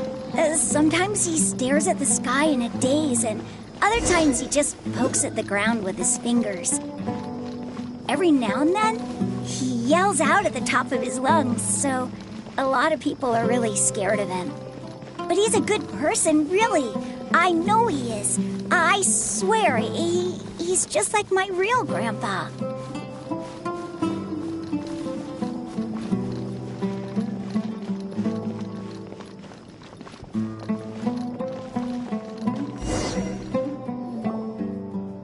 This is where Grandpa usually stays.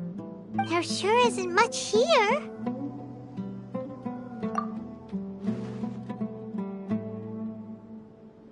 No. Incense? Please don't say it's the same one as before.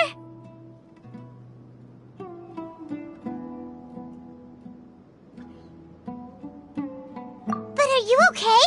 Are you getting dizzy or need to lie down? There's a scent that you can sense, but I can't. A certain traveler here once passed out from that smell. Thankfully, Tainari saved the day. And then he gave us a long lecture to explain all about how it worked. So, you know Tainari? Huh? You know him too? Are you two friends? Yes. Now that I concentrate, I can also make out the scent of incense. Wait, surely Tainari didn't lecture you too? No, no need. Did you first encounter this scent at Tainari's house? In the forest. From a scholar.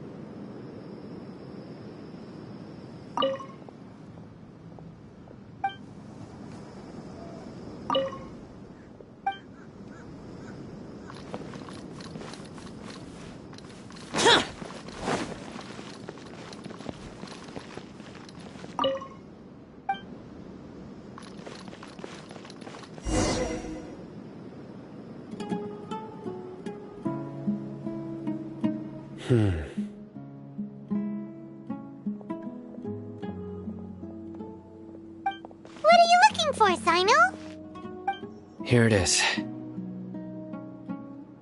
Take a look right here. Paimon doesn't see anything. Although the traces have been completely buried in the sand, there are footprints here. From the size and shape, they belong to an adult male. This pattern is a common one from this area. Local shoes. This was probably someone from the village. The scent is quite faint, but still extant. The footprints head in that direction. But who would come looking for Grandpa? He doesn't have any friends. We'd have to ask whoever lured him away with the incense. Huh? So you can lure someone away with just a scent? Hey! What's wrong with liking good food? Everyone's got something they love in life. Exactly. Most scholars are fond of incense, since the smell supposedly helps them clear their minds and discover new knowledge. Even deep within the clutches of madness, they still yearn for their knowledge-seeking days, and will follow the scent whenever it presents itself. No, Grandpa. So, someone's taking advantage of their weakness? Huh. Still, why would anyone want to abduct all the scholars? Are the rumors really true? Could the disappearance of all the mad scholars have something to do with the radicals? It's highly likely. Please, you have to save my Grandpa. Grandpa's never done anything wrong. Please help him. Sounds like we'd better help get him back. Don't you worry, Isak. We won't let whoever took him get away with it. Let's head to Aru Village and inform Candace and the others about what we learned here. After that, we'll set off to find the scholars.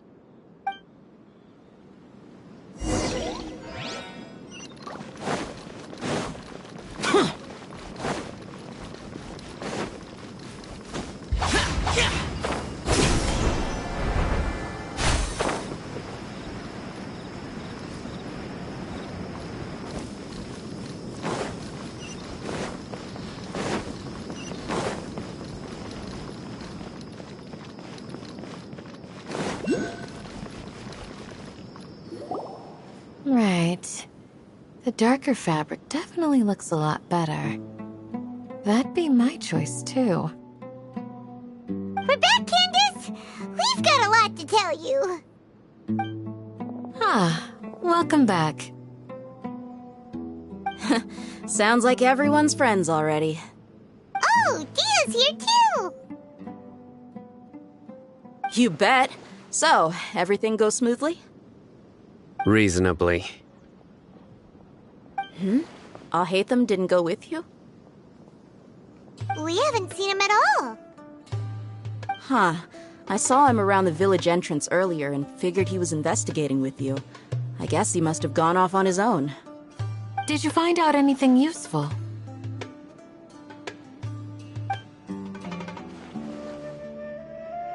I see.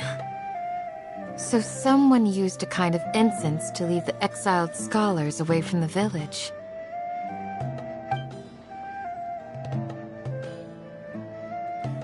The resurrection of King Deshret? First I've heard of it. Far as I know, the kind of incense you just mentioned is only popular beyond the wall.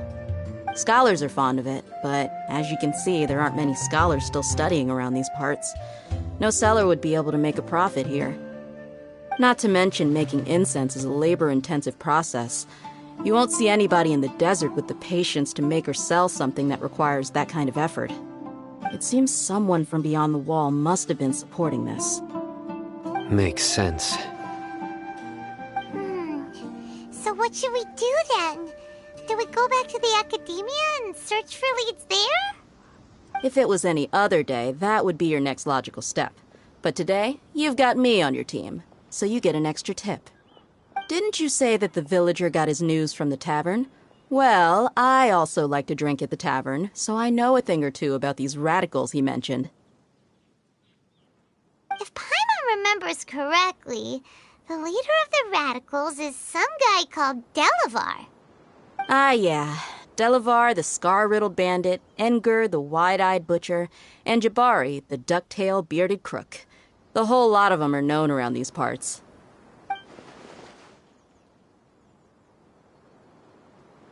These guys have one thing in common, and that's being broke.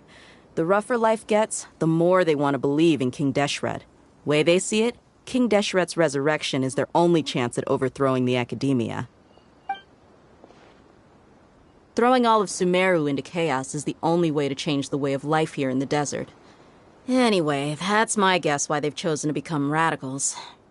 Tia! You're amazing! You really know this place inside and out!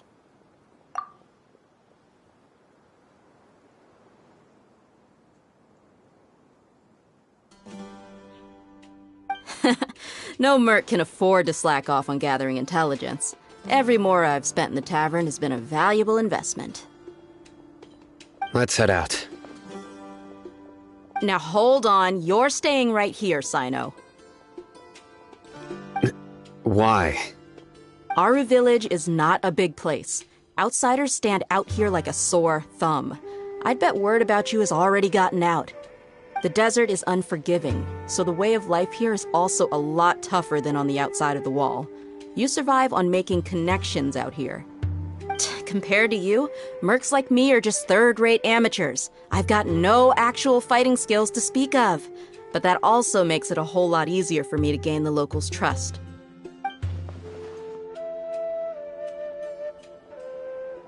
I need to go around and ask some questions, but it'll be difficult if you're with me. Fine. Good. Then we've got a plan. The Traveler and Paimon will go to Caravan Rebat with me, and we'll try our best to figure out where the mad scholars have been taken. Sino, you'll have to stay in the village and continue investigating on your own. All right, sounds like a plan.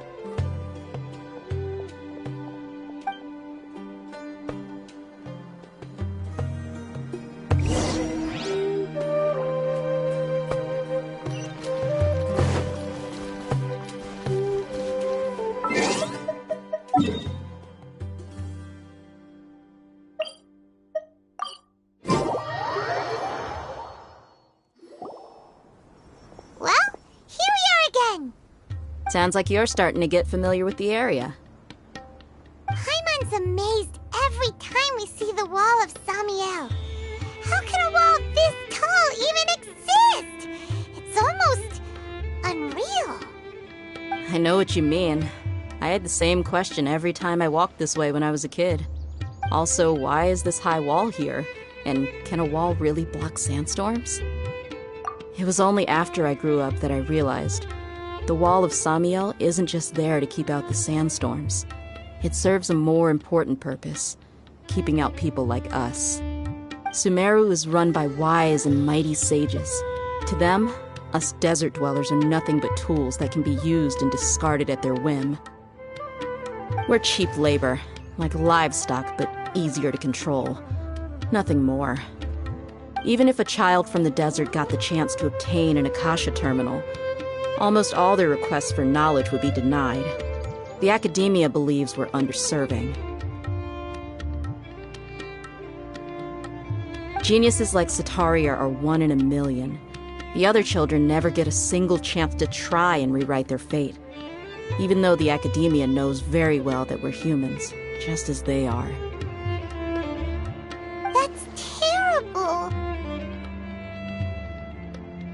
I would tear down this wall with my own hands if I could.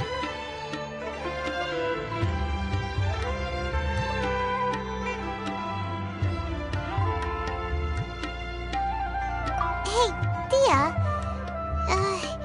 You're not thinking about doing anything scary, are you? No, not at all.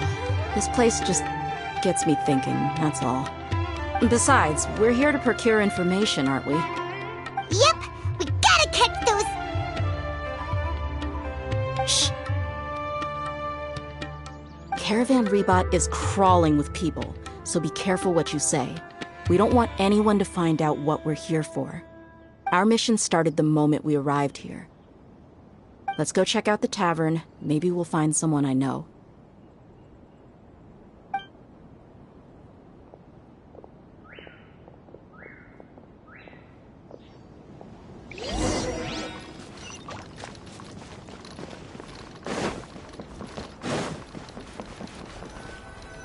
Just our luck. None of them are here today. You mean, you don't see anyone you know? Dia, is that you? What a coincidence. You here for a drink too? Zaki. Finally, a friendly face. Oh, and who do you have with you here? Guests from another land? Hello, hello. I'm Zaki. Dia's, how would you put it? Drinking buddy? We've had drinks together a few times. You could say we go back a ways. Anyway, as far as my friends here, they aren't too shabby, are they? You rarely see any Outlanders so friendly and respectful nowadays. Absolutely. Much better than those people on the other side of the wall. So, Dia, are you looking for someone? Yeah. Have you seen Engur, Delavar, or Jabari recently? Of course I have. Matter of fact, we were all here drinking together just a few days ago. I've got a spice trading deal from another nation. I thought maybe Delavar and his friends might be interested. Know where I could find him? Ah, how thoughtful of you. Then I assume you also know that Delavar's been having a hard time making ends meet these days, so you came here to help him out? Hey, keep it down. Let's just say I prefer to keep this deal a secret. Y'all at Caravan Rebot are like family. If there's more to be made, why not do it together? Besides, Delavar and his friends have muscle. They'd be a good fit for escorting the goods. Yes, how considerate of you. Delavar's my friend too, so of course I can take you to him. Come with me.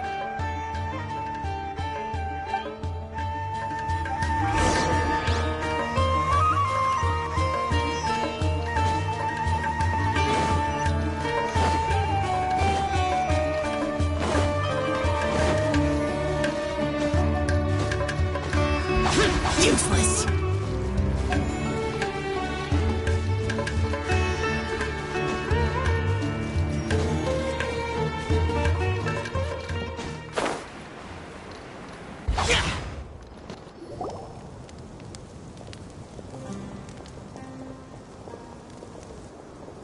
Are we there yet?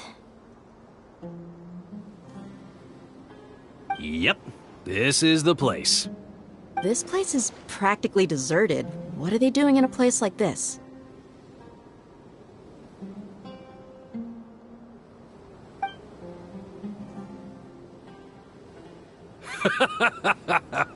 Why don't you take a guess? Go on, a wild stab in the dark.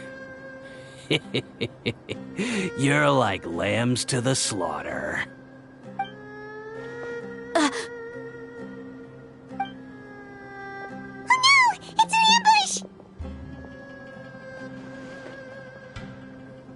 ambush! What's this all about, Zaki? Come on, Dia. You really think we didn't hear about what you said back in Aru village? The boys have kept a close eye on you from the moment you set foot there. Not only do I know that you're looking for Delavar, I also know that you've teamed up with people from the Academia to look for the missing scholars. So, you've been watching us from the very beginning? Uh-oh. Paimon knew leaving Sino behind was a mistake! And you left the strongest one in the village, didn't you? Who do you think you are? You really thought we'd fall for your little business deal nonsense? So you and Delavar have been partners all along. Dia, I guess it's only natural for a traveling mercenary like you to be out of the loop. Those of us who hang around the tavern have stronger bonds than you think. But you got one thing right. We're all looking forward to an uprising in Sumeru. There's nothing more we'd like to see than the desert folk overthrowing the Academia. If that's the case, then I'm sure Delavar wouldn't miss a second of it. I'll be honest with you. If it weren't for what you said in the village, your little monologue about the Wall of Samiel would have convinced me that you're one of us. Delavar. And Engar, you're here too, huh? Long time no see, Miss Mercenary. You should have known the traitors are what us followers of King Deshret despise the most. Dia, I thought that you, a fellow desert dweller, would understand why King Deshret is greater than the Dendro Archon. Little did I know, you don't deserve to join us. Yeah, gee, what a missed opportunity.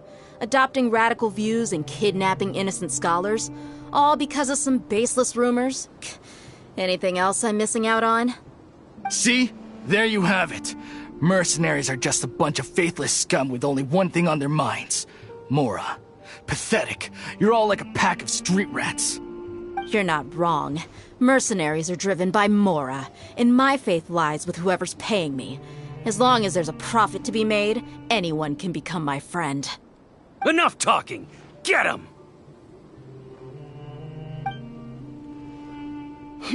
Just as I expected. Let's teach him a lesson, traveler.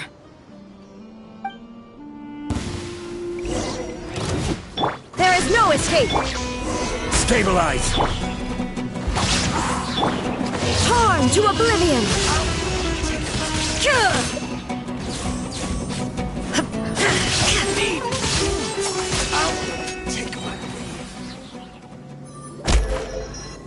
Impossible! How could you? So, what do you think about your meticulous network now, Zaki? How did you say it? It's only natural for a traveling mercenary like me to be out of the loop.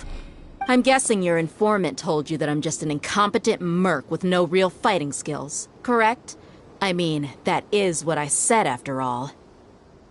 And of course you would believe everything he reported. The only thing you know about me is that I'm a mercenary, but you've never seen me in action.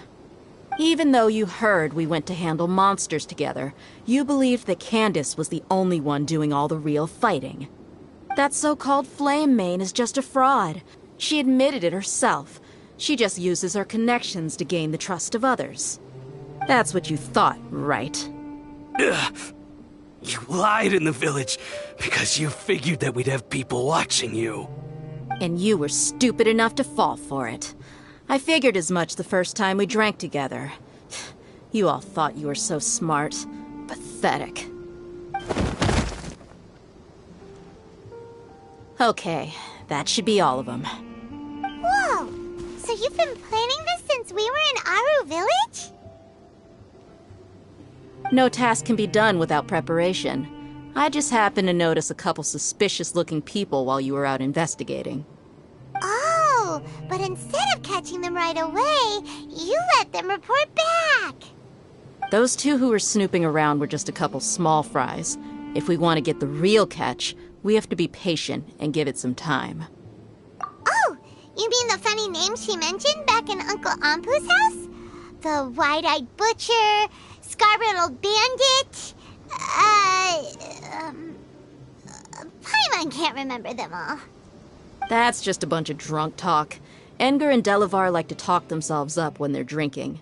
Edgar, the wide-eyed butcher, and Delavar, the scar-riddled bandit, are the nicknames they came up with for themselves. Alcohol has a way of making people share what they really think, so Edgar and Delavar are always rambling in the tavern about how King Deshret is a superior deity. What about Zaki? He's just a numbskull who fell right into our trap. Zaki was probably the best hidden of them all. My initial plan was to find Delavar first, and then try to track him down. That's what you wanted to ask when we were at Uncle Anpu's house, right?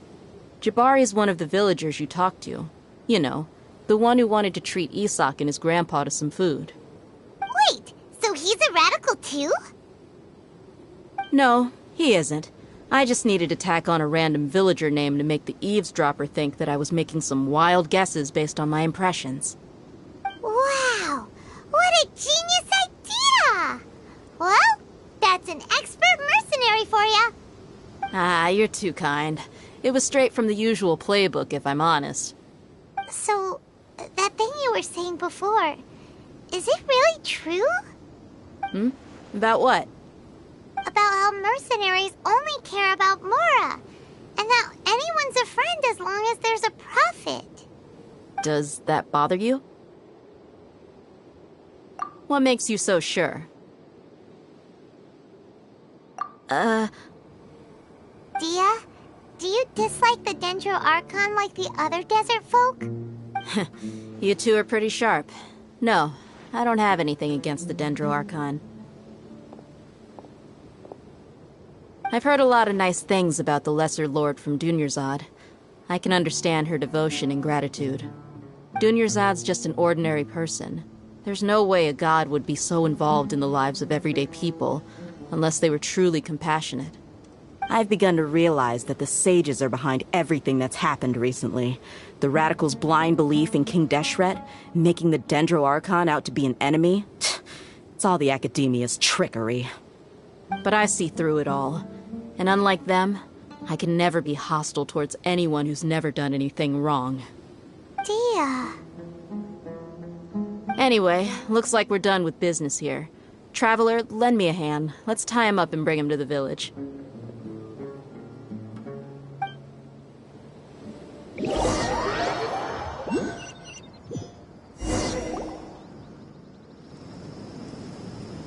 This should be all of them. I'll let you take it from here. All right. I'll be in touch. Until then, please stand by. Candace, do you need any help? Candace will be okay on her own. I trust her, so you can too. She's been guarding Aru Village for quite some time now. If anyone is qualified to question the offenders, it's her. While I'm questioning them, why don't you pass some time by exploring the area? I'll meet you back here tomorrow morning, Traveler. As for these idiots, let's just hope they live to see another day.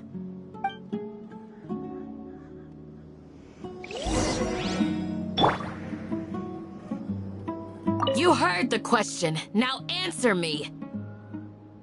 Ah!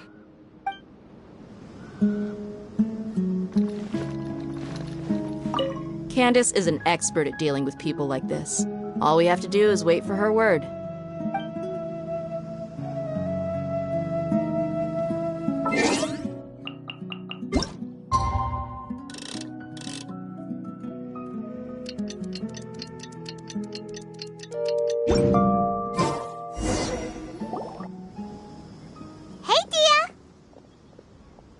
Right on time. We'll know any moment now. Paimon's been wondering. You seem to know Candace pretty well. Have you been friends for a long time? We've known each other for some time now. She's a pretty interesting person.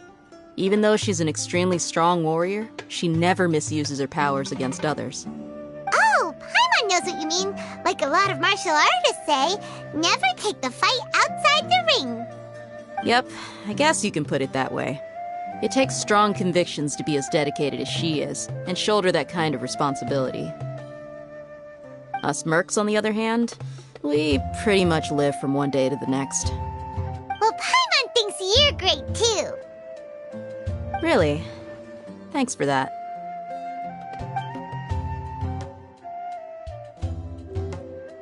Oh, Sino's here, and he's pretty early too.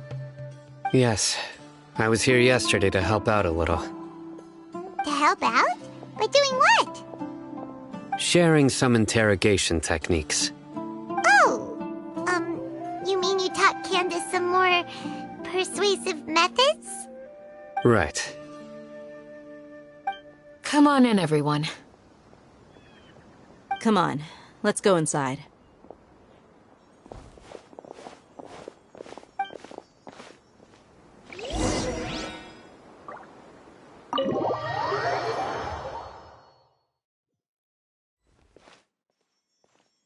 Candace, where? Whoa, you look furious. Do I? Huh. What gave it away? Oh, there's no mask that can hide true bloodlust. Cover up your eyes, and it'll still show itself at the corners of your mouth. Perhaps I need to work on my composure. Still, it's perfectly understandable why I'm angry. I'm sure everyone present would agree. Yes, ma'am. Please, don't beat us anymore. We're gonna die. Well, looks like Sino taught her well.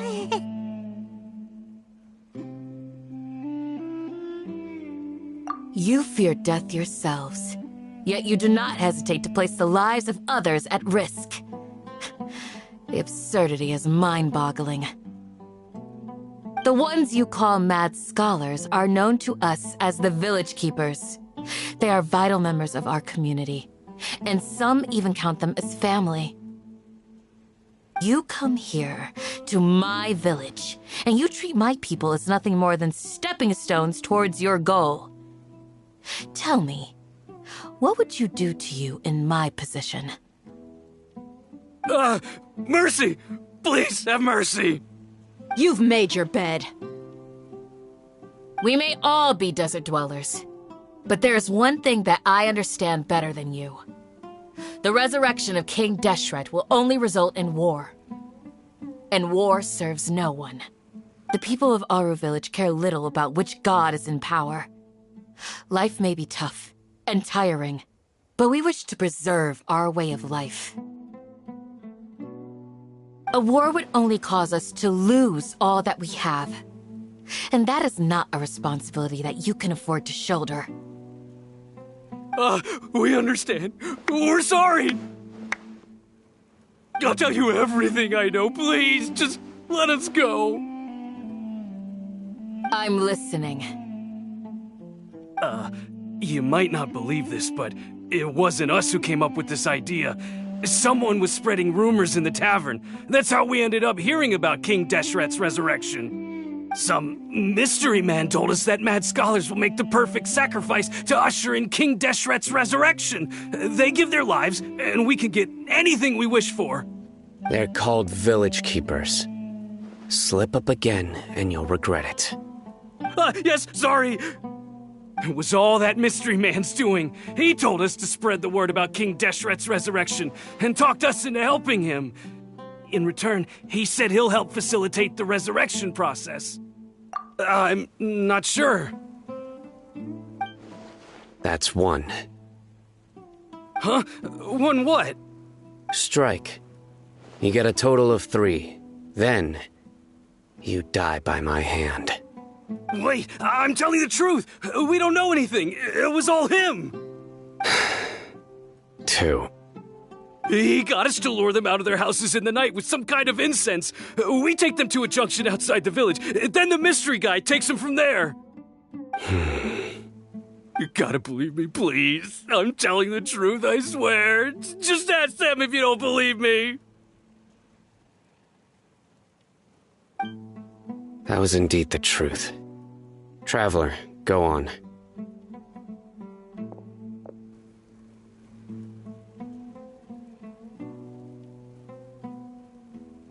You have to believe me. If I knew that, I would have told you his name right away. I'm not risking another beating to keep his secrets. No way. That guy, he wears a cloak, and he's always careful to cover his face. He calls himself King Deshret's envoy. I believe I may know what's going on. Uncle Anpu? What do you mean?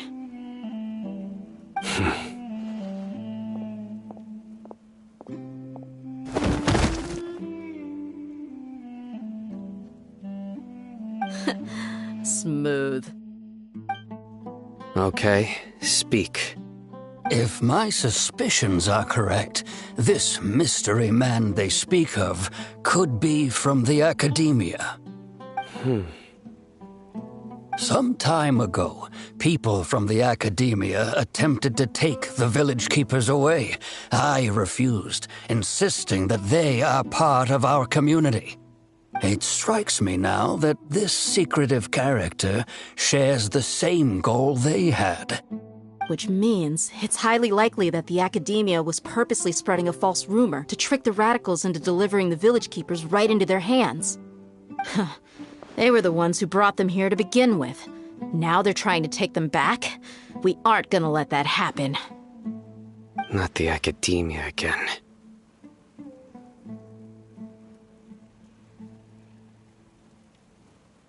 Just as I thought. But what could they want with the village keepers? People are nothing but tools in the eyes of the Academia. A change in their plans likely means they found another way to exploit the scholars. Regardless, our top priority now is locating the village keepers. You're right. Isak is still waiting for news on his grandpa. Time to go. Let's leave the village and try to track them down. Yes. Pack up and get ready to leave. You got it. Candace, I'll let you deal with the radicals.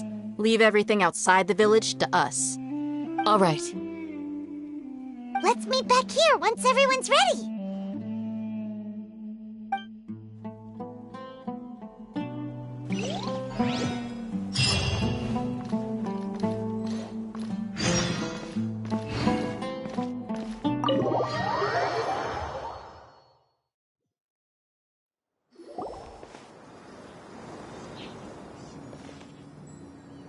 Let's get some food in us and then we'll... Whoa! Where did you come from? Well, as you can see, I am merely sitting here and reviewing what we have deduced thus far. You were gone for ages, and now you're suddenly sitting here musing to yourself? Where have you been anyway? Hey, what's with the silence? You never think things through before asking questions. I'm giving you some time to make up for that. Paimon's so mad! Paimon's gonna give you an ugly nickname! Never mind. Paimon's got nothing. There's just nothing super obvious to pick with this guy. It makes it so hard. Well, you've heard nothing to suggest I left this whole time, so clearly I stayed in the village to investigate. Anyway, you plan to leave Aru village and keep searching for the truth of this matter, yes? Yep. We're not gonna find out anything more by staying here, so we thought that we might as well take the search elsewhere.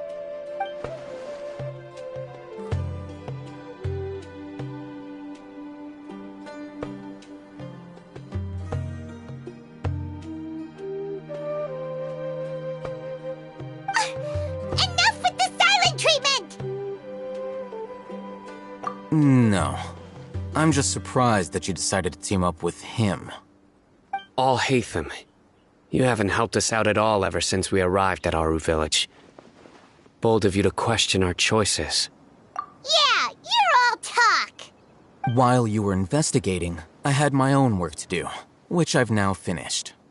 Really? Paimon doesn't believe you. To be honest, we aren't really a team, so I have no obligation to inform you of my whereabouts. Not to mention that going separate ways allowed me to find some important information that you all had missed. Huh? Right here in the village? Correct. What did you learn? I'm going to take you to someone. But, before that, you need to understand where she's coming from. What does that mean? How do you think the residents of Aru Village feel about what we're doing? In other words, do you truly believe every single word the villagers tell us? You mean, some of them lied to us? Hiding the truth does not necessarily equate to lying. Again, these people have their reasons. Remember what Gandis said? Most people in Aru Village don't necessarily care which deity is in charge of Sumeru. That's because whether King Deshret or the Dendro Archon has power is of little significance to them. By contrast, the perils of their daily lives are ever-present concerns. They won't simply share everything they know with you without good reason. That's why you believed there was no further information to be found in this village. Glad you're following along. Among those you have talked to, there's someone who was consciously keeping you out of the loop. In fact, she's been observing your every move since you arrived. The reason being, to someone who only wants to live their life in peace, any external factors introduce unpredictability into the equation. Those eyes, those fierce eyes. You look like a real fighter. Don't change the subject. It's quite obvious that she's intimidated by Sino's authority and strength. Right. You were asking about the mad scholars. She corrected herself mid-sentence because she's aware that there are King Deshret fanatics in the village. If she sounds too friendly towards the village keepers, she could easily make herself the radicals' next target. I think it's been a few days since I last saw them. I usually go to bed pretty early, so I'm not too familiar with what goes on at night. Remember? She made a point of denying her involvement in anything that occurs at night. But honestly, I feel quite sympathetic towards them. Even though they act a little strange, they've helped me in the past. If it weren't for them, my house would have collapsed long ago. After speaking to the village chief, it became clear that the village keepers had protected Aru Village at night. In other words, the young miss was very much awake during that time. Then, why would she lie? By getting involved with an outsider, she risks drawing unwanted attention to herself. As for why she might be so wary about all this, maybe you should ask her. I'll pass on this one. You said that she is afraid of me. If so, it's best if I stay out of this. We're on it!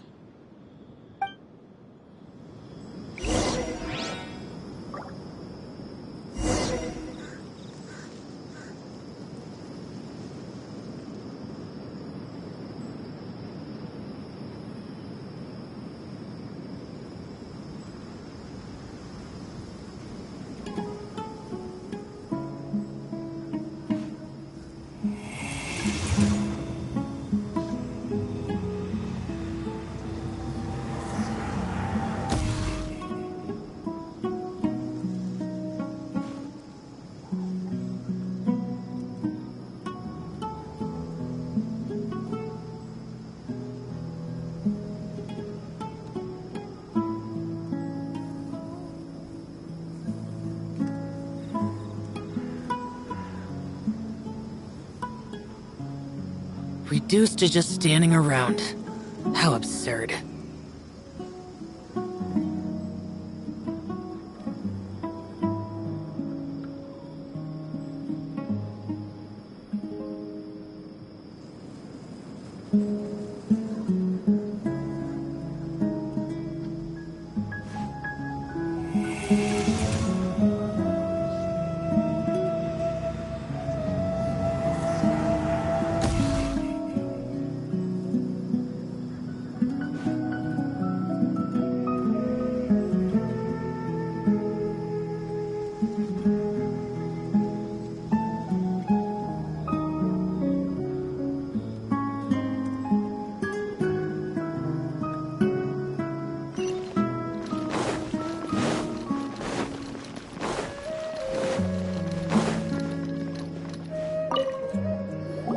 Miss Shawnee, as we discussed earlier, I've brought someone with me.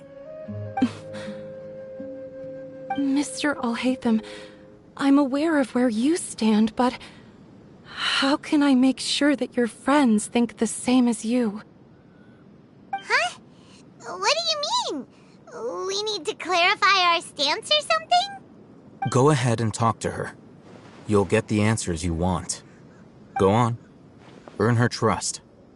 Is it really that simple? May I call you Traveler? Hi, Traveler. I want to ask you something. Do you think the resurrection of King Deshret can truly change Sumeru for the better? Why's that? That's very similar to what Miss Candace says. I know you two are friends. That's why I'm willing to talk to you, even though I do have some reservations. Before, I wouldn't even have the courage to ask something like this.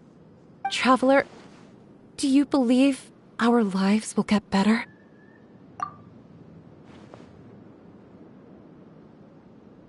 Yeah! We came here from another nation, so it isn't wrong of you to be weary. And we aren't really residents of any one nation. But even so, we've met lots of people from different places, and we've always fought for what we believed in. We have friends in Sumeru, and we want to help them. That's why we decided to stay here for a while.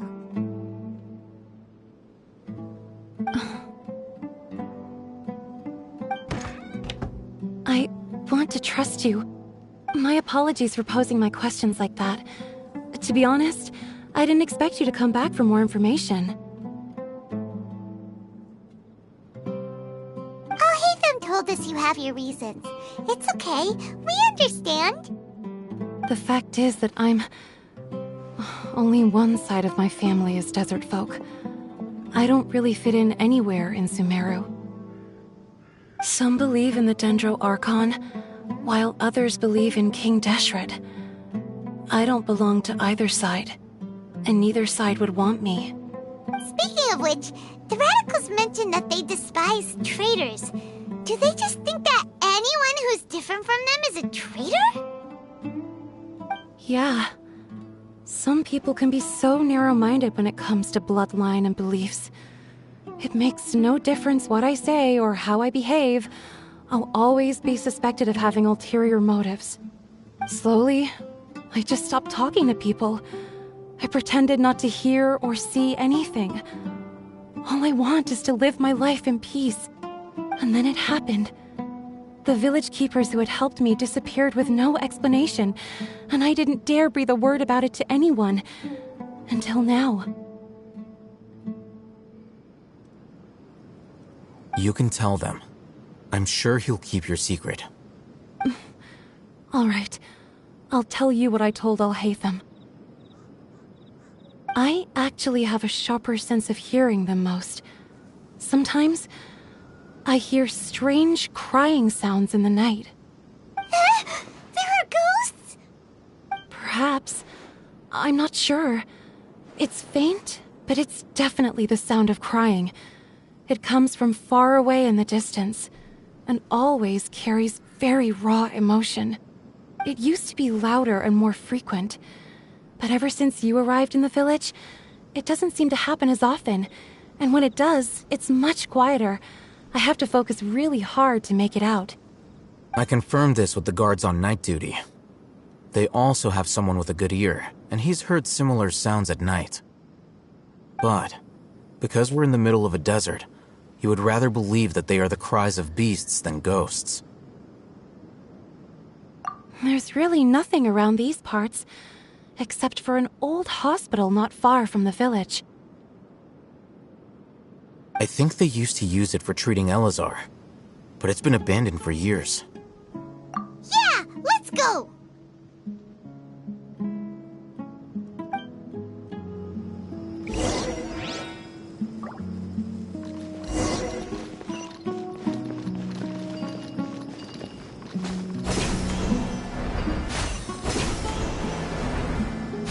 Useless!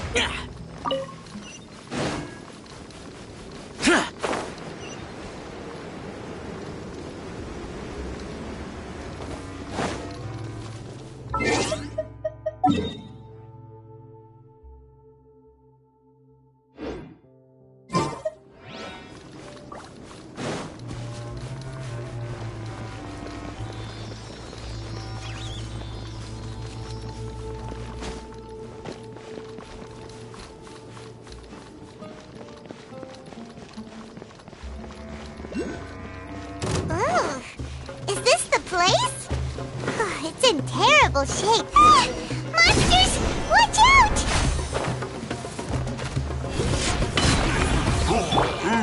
Now you shall perish!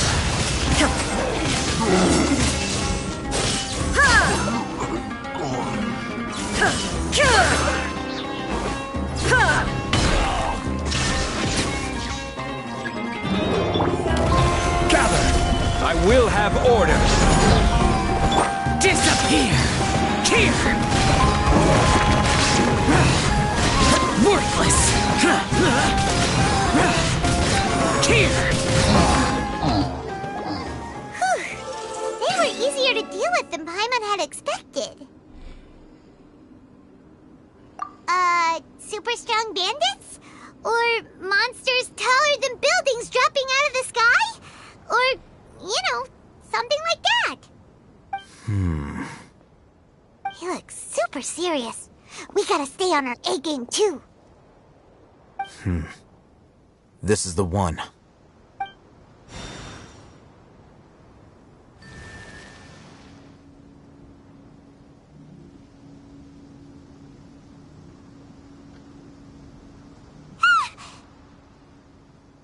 Let's go in and take a look.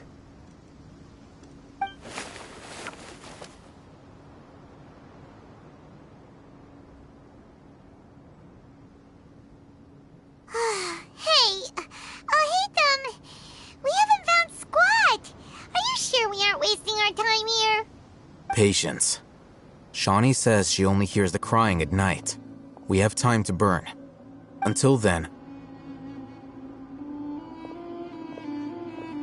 I'm taking a break. And just like that, he sits down. Wait, he even brought a book to read? What are you reading? Let Paimon see! Okay, sure.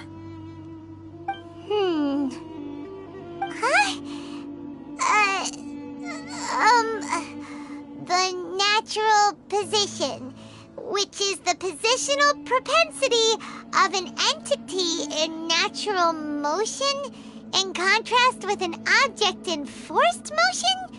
Huh? When free from external influences, every entity displays the tendency to follow its natural trajectory? So, you got that? Oh, Paimon gives up. You keep reading your book. See ya! How is he so relaxed? Look at him, reading an impossible book in a creepy place like this.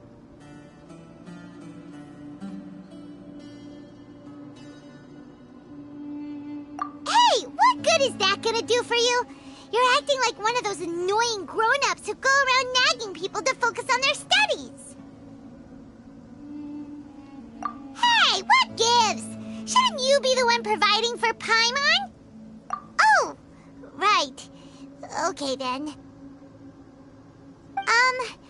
Thank you for working so hard and earning so much more. If it weren't for you, Paimon would probably still be floating around in the ocean somewhere. Thank you.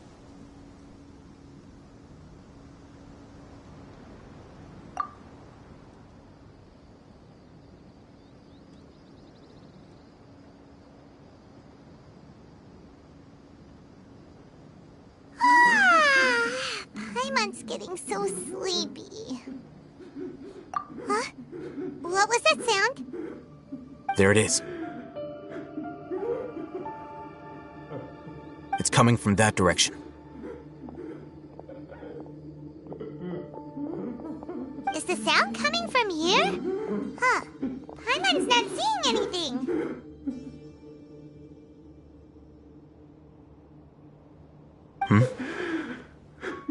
It's from below. But there's no way we can get down there. Something is off about the interior here.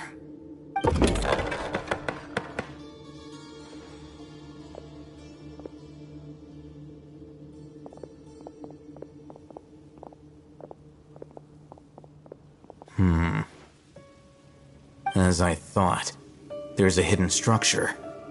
Wow. It's like they tucked another hospital into this around here. Let's keep exploring.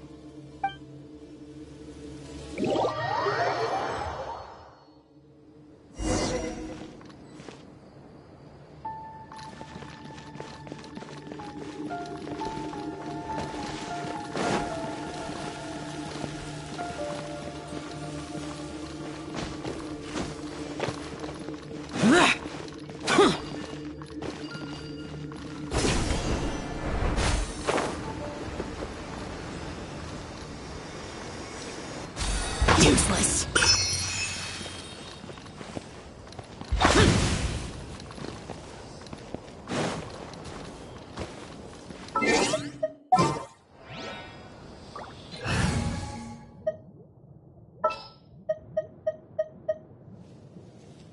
Yes?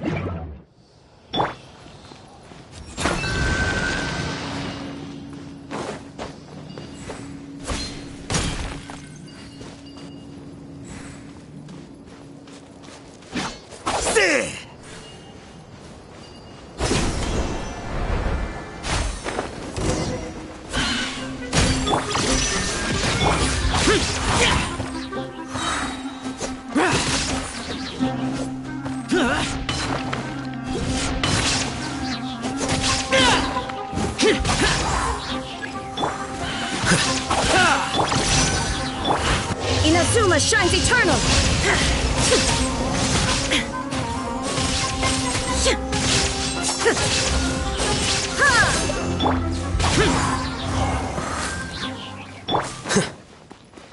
Here you are.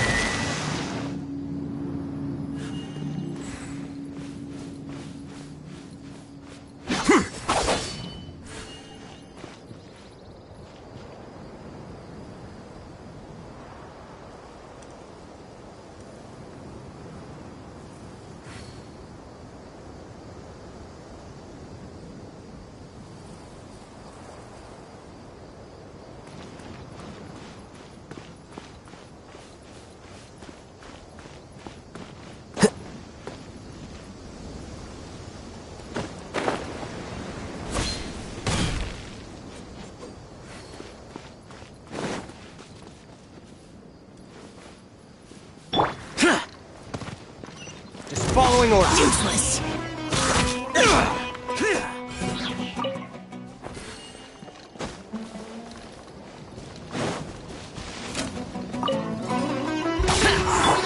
Shine down.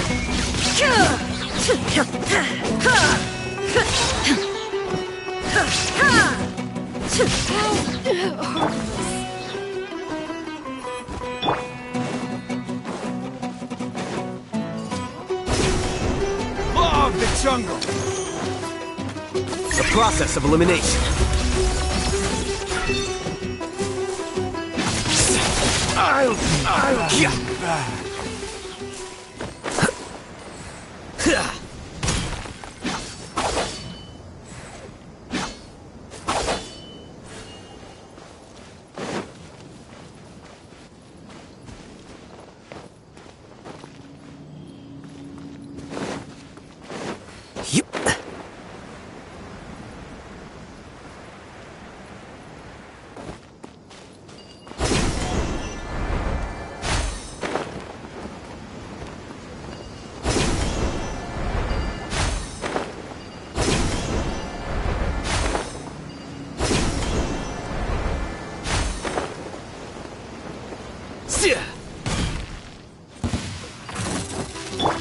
Torn to oblivion!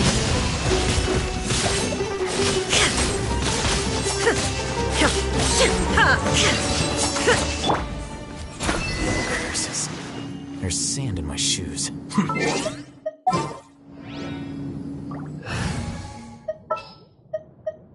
Ready for anything.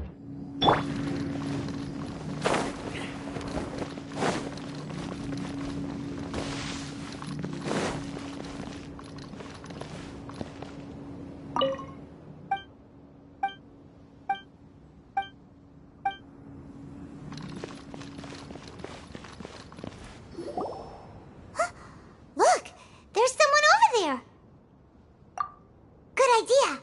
Let's approach him slowly without alarming him.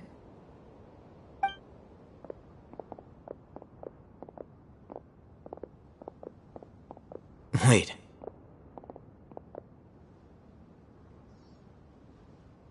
You're...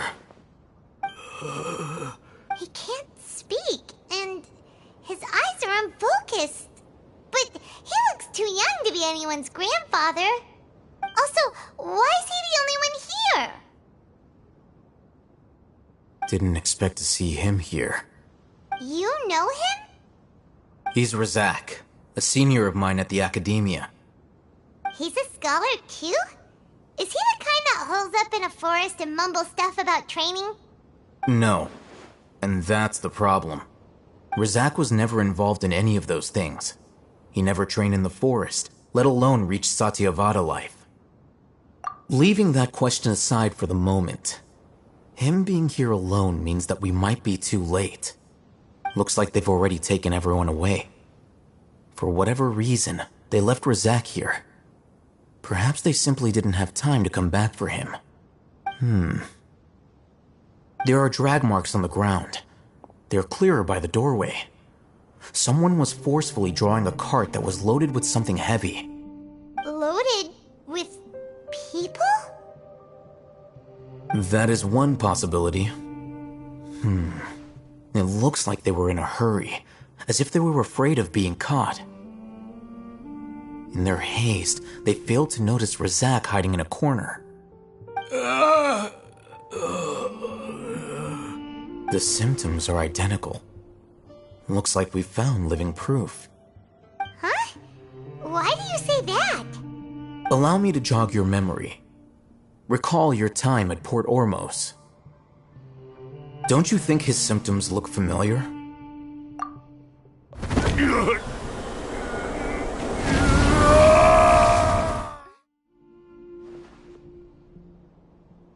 Oh, now that you mention it, they're acting the same way. Correct. The Academia is behind all of this. It isn't difficult to deduce their rationale. First, the Academia spread a false rumor of King Deshret's resurrection, emphasizing the role of the village keepers, the mad scholars who were exiled to Aru village. These rumors were all the persuasion that the radicals needed, and those based in Aru village leapt into action. Unbeknownst to them, of course, through rounding up the scholars, they were actually helping the Academia. As well as being able to exploit the radicals for their own ends, this scheme has one further advantage to the Academia. All the risks and responsibilities are offloaded onto King Deshret's followers. Life for the desert dwellers has been brutal ever since King Deshret's death all those years ago. Beneath the surface, feelings of desperation are widespread. Many would give everything they have for the prospect of something better. Anyone looking to exploit that for their own ends simply needs to make a few empty promises. Even if complications arise, people will see that those involved are all followers of King Deshret and look for no further explanation than differences of belief. A deep-seated mistrust of the desert and everyone in it by the rest of Sumeru will make sure of that. The notion of an Academia plot wouldn't even cross their minds. It may seem like a simple strategy, but it is able to work wonders under Sumeru's current circumstances. Oh, that makes a lot of sense. It's in line with the village chief's theory, too. But there's still one very important question. Wasn't it the Academia that brought the scholars to Aru village in the first place? Why does it want them back now? Throughout this process, one thing has changed. The scholars' identity. First, they were scholars. Then, they became lunatics. After that, they were exiles. And finally, they become missing persons. An exile is still patently a living, breathing human being. But when someone becomes a missing person, that is brought into question. If you can't find someone, you have no way of knowing what exactly happened to them. That makes missing people an ideal resource. Resource? For what exactly? One possibility is that the information in their brains could be extracted into knowledge capsules. Extracted? You mean canned knowledge comes from people's brains? With the technology of the Sumeru Academia, it's entirely possible. Perhaps the process caused them great suffering, which is why they cry out in the dead of night when no one is watching them. So, the human brain... Nope, nah, Paimon doesn't want to think about this. I'm the Academia scribe, after all. I'm familiar with their projects. Anyway, judging by Razak's state, the contents of a divine knowledge capsule were extracted from his mind, but something went wrong in the process. Or perhaps his curiosity got the better of him, and he used such a capsule for himself. Paimon's a little confused. Can they just use anyone's brain?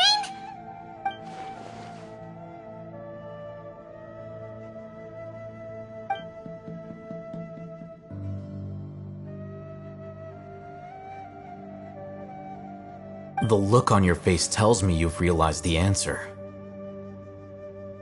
That's right. To some scholars, gaining knowledge about the gods is their entire life's pursuit. Extracting canned knowledge is just one of the extreme measures they turn to. However, I can't help but wonder, what do they seek to gain from divine knowledge? The Academia is going out of their way to look for forbidden knowledge, but what is their ultimate goal? I've spent quite some time trying to analyze the contents of the divine knowledge capsule, but to no avail. It seems like my way of thinking is too different from theirs. You mean you're not even slightly interested in getting your hands on this forbidden stuff? All scholars seek to expand the horizons of knowledge, but I'm not particularly interested in gods, so I don't share their degree of zealotry. Extracting information from people as if they were lifeless objects? If this is the direction of academic progress, then the Academia may as well shut its doors. Sounds like you're really against all this. Of course. The Academia's actions run contrary to their rules. Whether it be academics or knowledge, everything has its boundaries. If those lines are crossed, the rules and order that govern everything in the world will be destroyed. This matter needs to be corrected, just like fixing a typo in a book. Wait, didn't you step in to help because you felt sympathy for those poor people? Not to be callous, but no. My criteria are a little more... There is no shortage of suffering in Sumeru, and the same can be said for the rest of Teyvat as well. What do you plan to do about that? Save every last person? Probably not. Paimon's not sure. You can say that. Simply put, I don't blindly place my faith into strength or heroism. I do what I want. The divine knowledge capsule is something I want to investigate in full. That doesn't mean I'm willing to take action for the sake of a few strangers.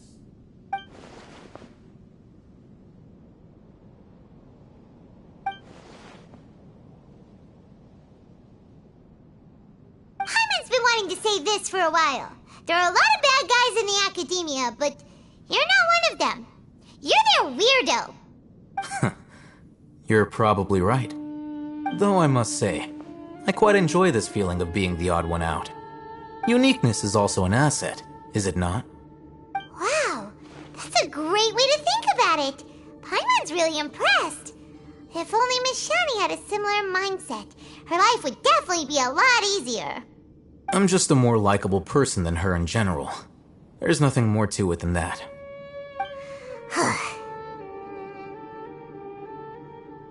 He won't last long if we leave him here. Let's take him with us. We'll work out our next step after we return to Aru village.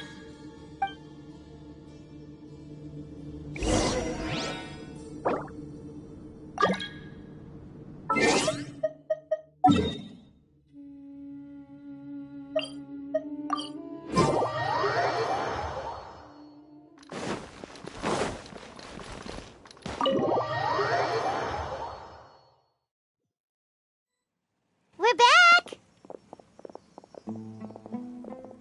You must be tired. You should rest and take some water. What's the situation? Who's this? Unfortunately, somebody who's too young to take on the role of Isak's grandfather. Nevertheless, He's one of the people we're trying to find.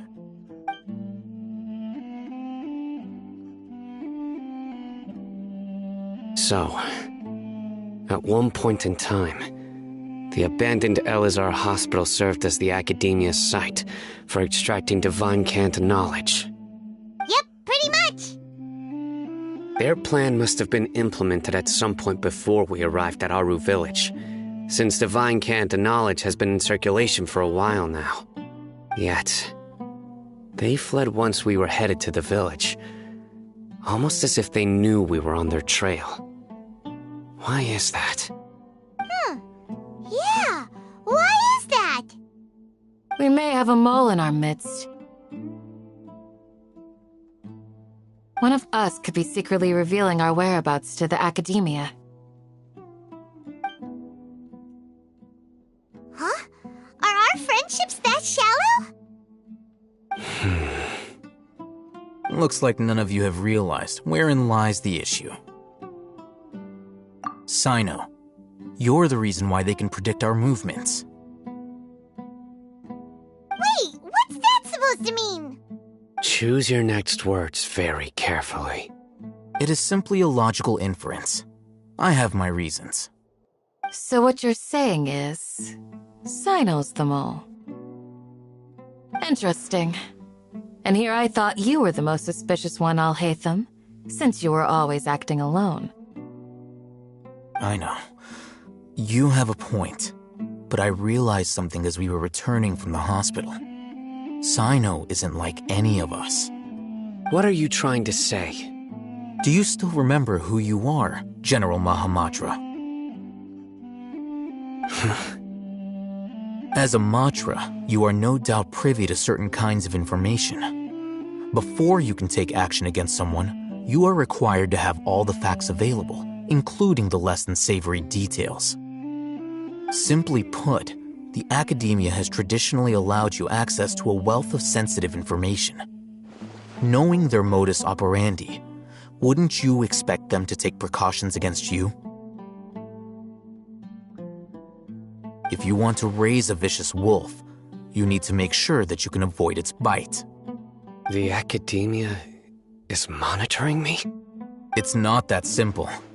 The Academia has eyes all over Sumeru, but they have a special protocol for dealing with you. Every so often comes a Nyagarbaha Day. On this day, the Academia enters new information into the Akasha through knowledge capsules. I remember seeing a thick notebook next to the control panel once. Its contents were all about the General Mahamatra, his activities throughout the day, preferred methods of enacting judgment, everything. You're saying that the Academia entered my information into the Akasha too? But what's the point in doing that? My actions aren't important enough to be added into the Akasha. The Akasha is capable of computation. The Akasha's algorithms are entirely capable of predicting your movements using the data entered. When you would depart, the route you would follow, your destination. It knew all of this. It predicted my every move. The Academia has been watching you longer than you think. However, the fact that you resigned is proof that their suspicions were well-founded. So that's how it is. Sino adheres to his principles so strongly that he's actually a thorn in their side. Tenacity of will and steadfast faith are worthless to the Academia. They need scholars who are easily pliable and mindlessly go after anything they can profit from. Sino, don't take it to heart. This just proves how much of a trustworthy ally you are. They escaped because of me. Don't blame yourself. It's not like any of us would have known. I have an idea.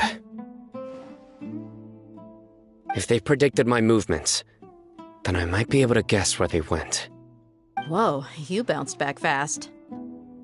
There is always an opportunity for safety after danger passes.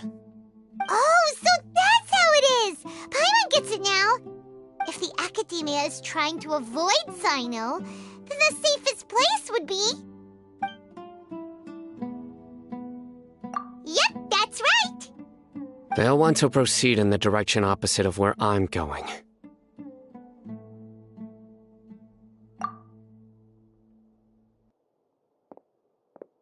I must go. There's also something I want to investigate. Let's go, guys! After him! Please, wait! I want to go too! You want to go too? If so, you have to promise you'll stay safe. I want to find Grandpa. I promise I'll be careful and not cause any trouble. Everyone, I leave them in your hands.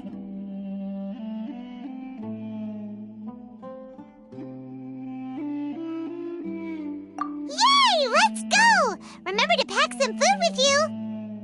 Paimon feels like we're missing someone, though.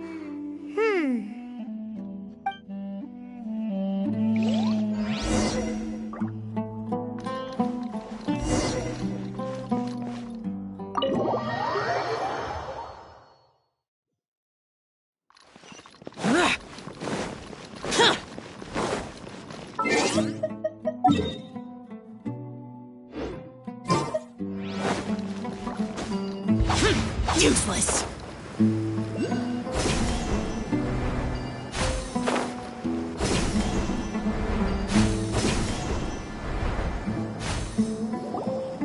So, where do we go from here? Yes. After leaving the village, we should head straight toward the desert.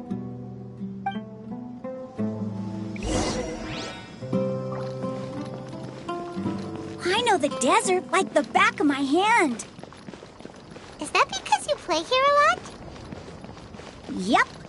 One time, Grandpa almost got lost in the desert, but I was the one who brought him back. There's something here. What's this? It's buried in the sand. Looks like we'll need to roll up our sleeves and do some work. And Paimon thought running around everywhere was already enough work.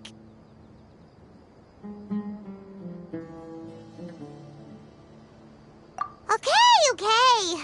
So, we have to dig it out? Whatever's down there, looks like it's buried really deep.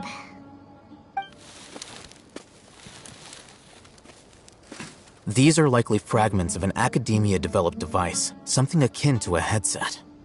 Looks like there were more than one village keeper. They must have been escorted this way because there are device fragments scattered around here. Let's split up and search the area. Chances are that we'll find other things nearby.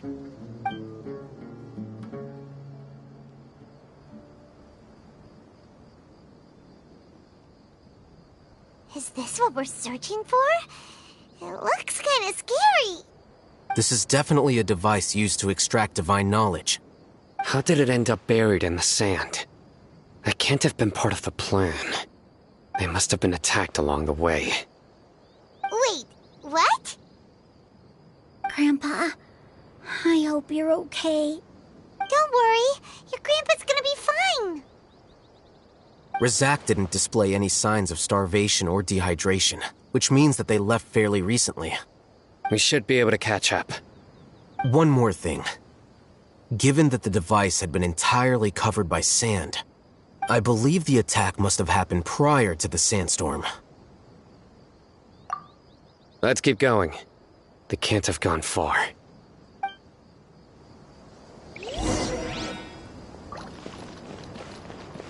Ugh, but running on sand is so tiring. But you're flying, aren't you, Paimon? Is flying over sand tiring too? Ugh, of course it is.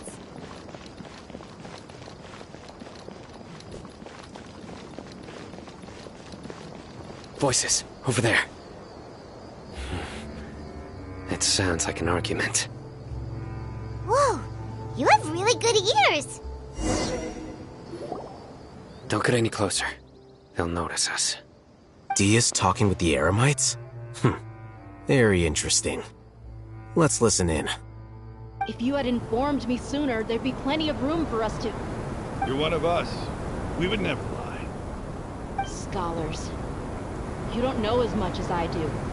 Need me to... I knew it. That's our Dia. Dia? Why would you... Dia! Hey, what are you doing? Huh? Didn't you say you'd help me find Grandpa? Why are you on their side? Well, look who's here. Ain't that something? This complicates things. You've betrayed Aru village? So, this is the great General Mahamatra. Dear, you'd be better off as my assistant than hanging around with this motley crew. Seen for yourself. I have the means and methods, and my ideals are far more admirable than theirs. I'm not the type that's easily swayed, Raman. You of all people should know that. Wait, what's going on, Dia? Whose side are you on here? Shut it, Paimon. It doesn't matter. Whichever side you pick, nothing can deter us from the grand mission of resurrecting King Deshret. Once our Lord of Old returns to this land, we will have a new beginning. Face the facts, Raman. It's not gonna happen. You should understand that more than anyone. Have all your years as a merc taught you nothing about placing hopes in a ruler? I'm a desert dweller and a proud follower of King Deshret. Whether I live by the edge of the sword or in peaceful comfort, my soul will always carry this conviction. It's not too late yet. The village mad scholars aren't gonna bring King Deshret back to life. You don't understand, my dear lady. Pursuing our faith is our purpose in life. Even if the chance of success is 1 in a million, we must be willing to give everything we have. Even if it'll expose you to the academia? Even if they end up disbanding the Eremites? Your Eremites, which you've worked so hard for all these years? Yes. We've waited a long time for this day to come. The sun and the moon no longer shine here. All you see now is cracks in this desiccated land. But fate has finally dealt me a hand to play against the Academia.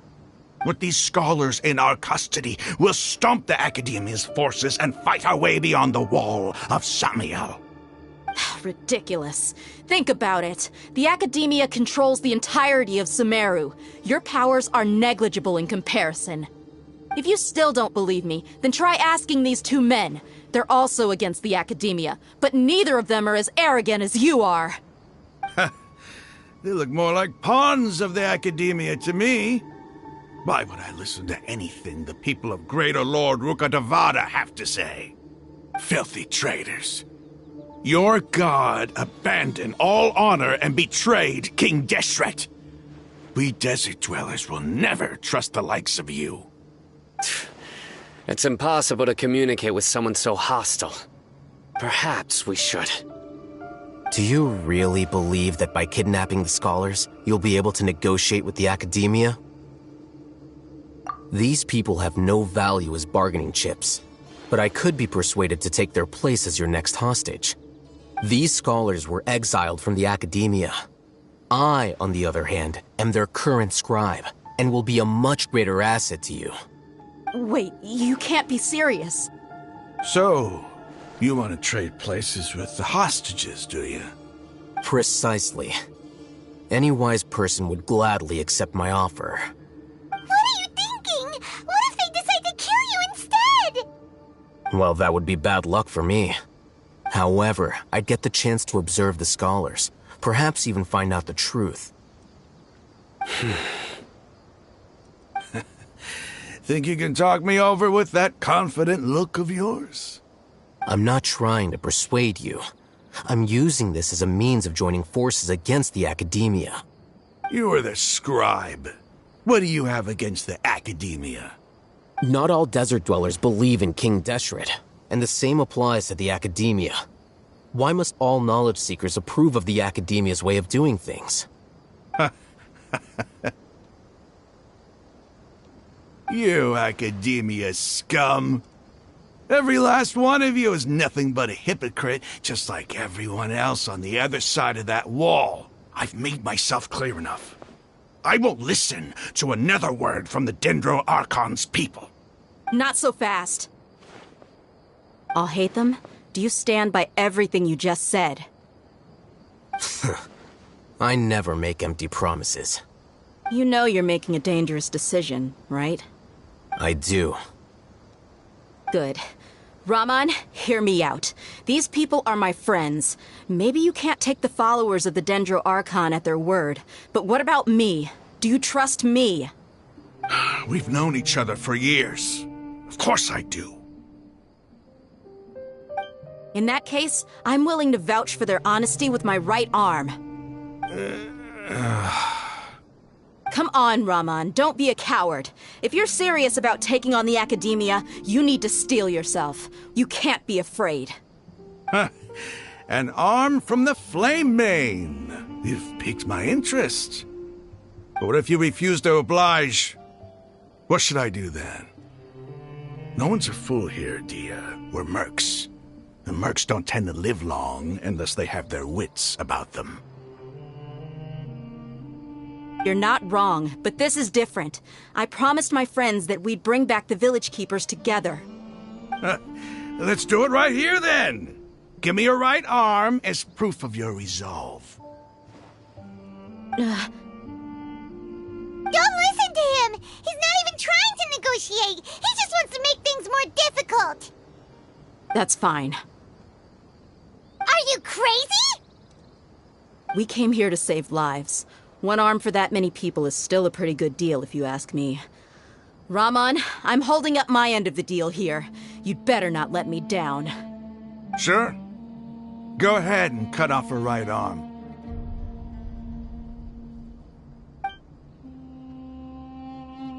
No! Dia! What are you gonna do? Think of something! You don't have to go this far. That's not for you to decide. Do it! Dia!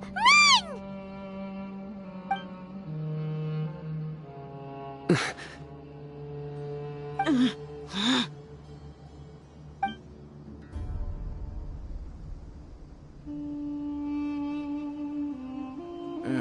Stop!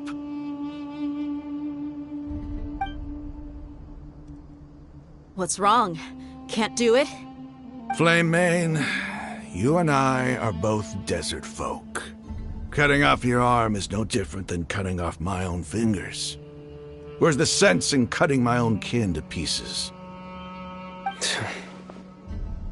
You've shown me that you're serious. Go on now, take your friends and leave.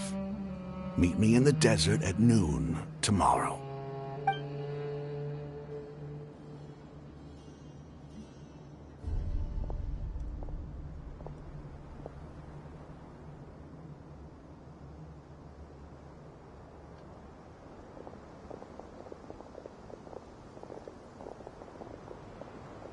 Phew. I was really counting on him not going through with it. Dia! That was crazy! Have you all lost your minds? What if he'd actually cut your arm off? Then I'd just have to hold my claymore with my left arm.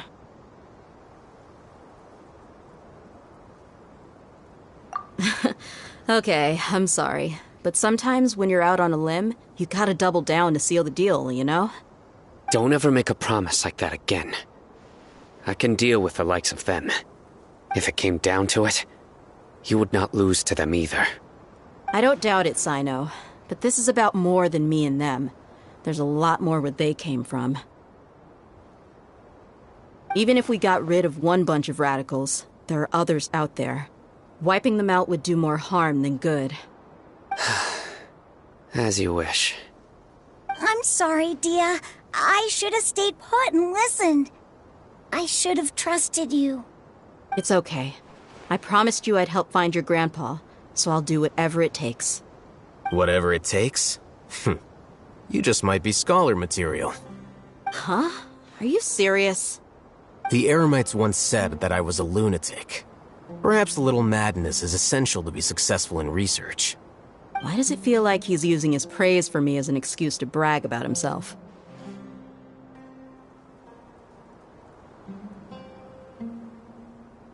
Okay, let's get moving. We should head back to the village and rest up. Today was just a trial run. Noon tomorrow is gonna be the hard part.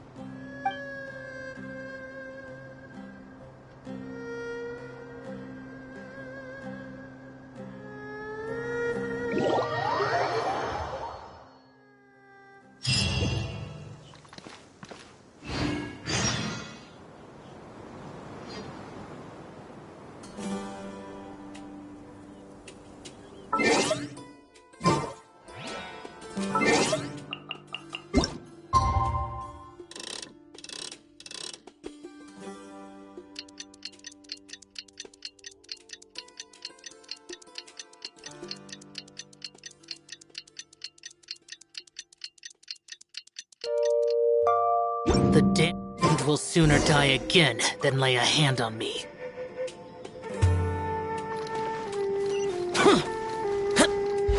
Boring!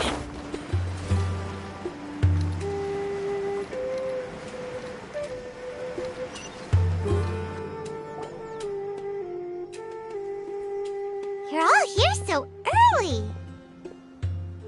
Looks like we have everyone here. Isak, are you sure you want to come with us?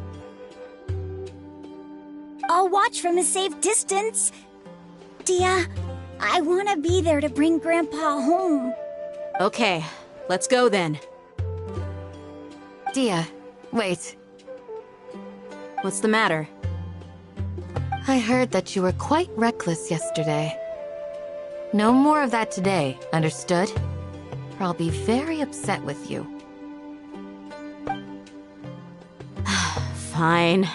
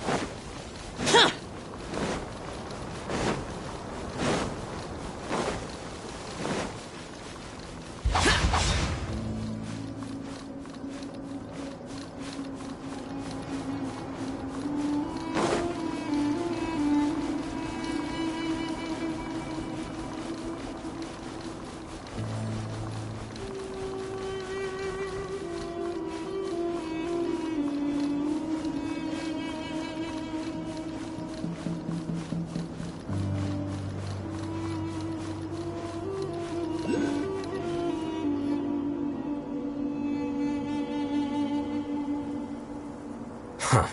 They got here before us. Uh-oh. Is it because Paimon overslept by 5 minutes and held everyone up? Is everything ready? Absolutely. Although, you brought fewer people than I imagined. Bring him over.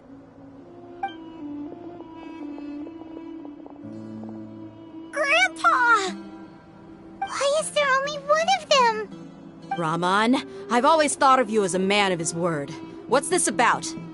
It's a 1-for-1 exchange. Sounds fair, don't you think? And let me put it this way. Agreeing to any kind of deal with the Dendro Archon's people is already a huge compromise on my part. Don't you think you've asked enough?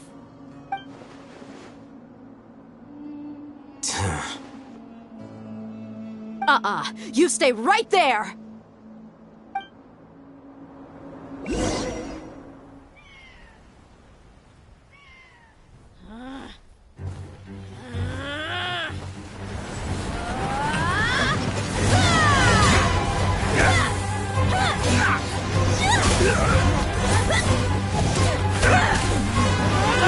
Playmate! What do you think you're doing? Grandpa! Don't you see this blade here? You coward! Why are your hands shaking? Wait a second! It's a earthquake!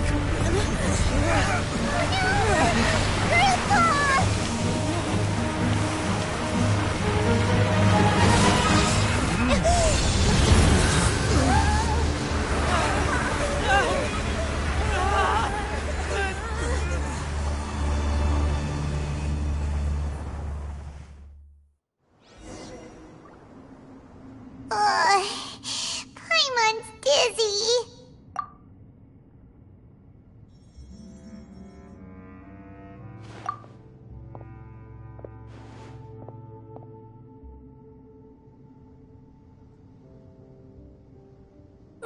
This day's going just great. What a nuisance. The sand dune collapsed. I saw an energy field. The village keeper protected us.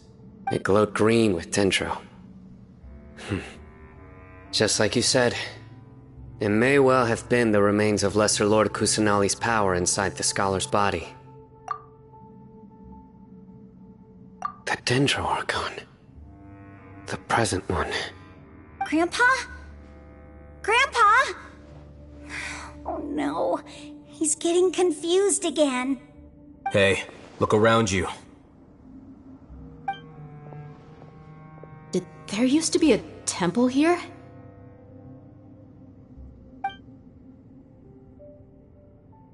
It seems that when the sand dune collapsed, it exposed these underground structures.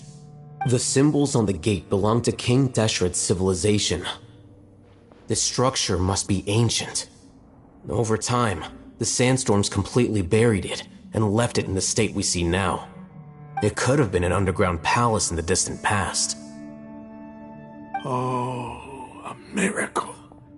Praise King Deshret! What's he doing here? And his men too? They must have fallen down here with us.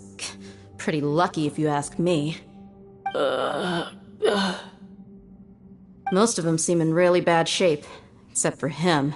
He got off lightly. Mind your head. No, this isn't the time for conflict. Our exalted lord has shown us the way to his sacred palace. He's not actually gonna go in there, is he? As it happens, I want to take a look inside too. What are you doing? Don't you think it's curious? 1 minute, Lesser Lord Kusanali's power protects us from harm, and the next, remnants of King Deshret's civilization appear. 2 major deities are vying to showcase their power to us. It would be a shame not to witness them both. Paimon thought you weren't interested in gods. Indeed. In my view, gods are just a higher form of living being, or creature, you could say. New discoveries are always worth investigating. Whether they have anything to do with gods is neither here nor there. Raman, what are you gonna do about your men? I'll just let them lay here. King Deshret will take care of his people. Right now, I'm going inside.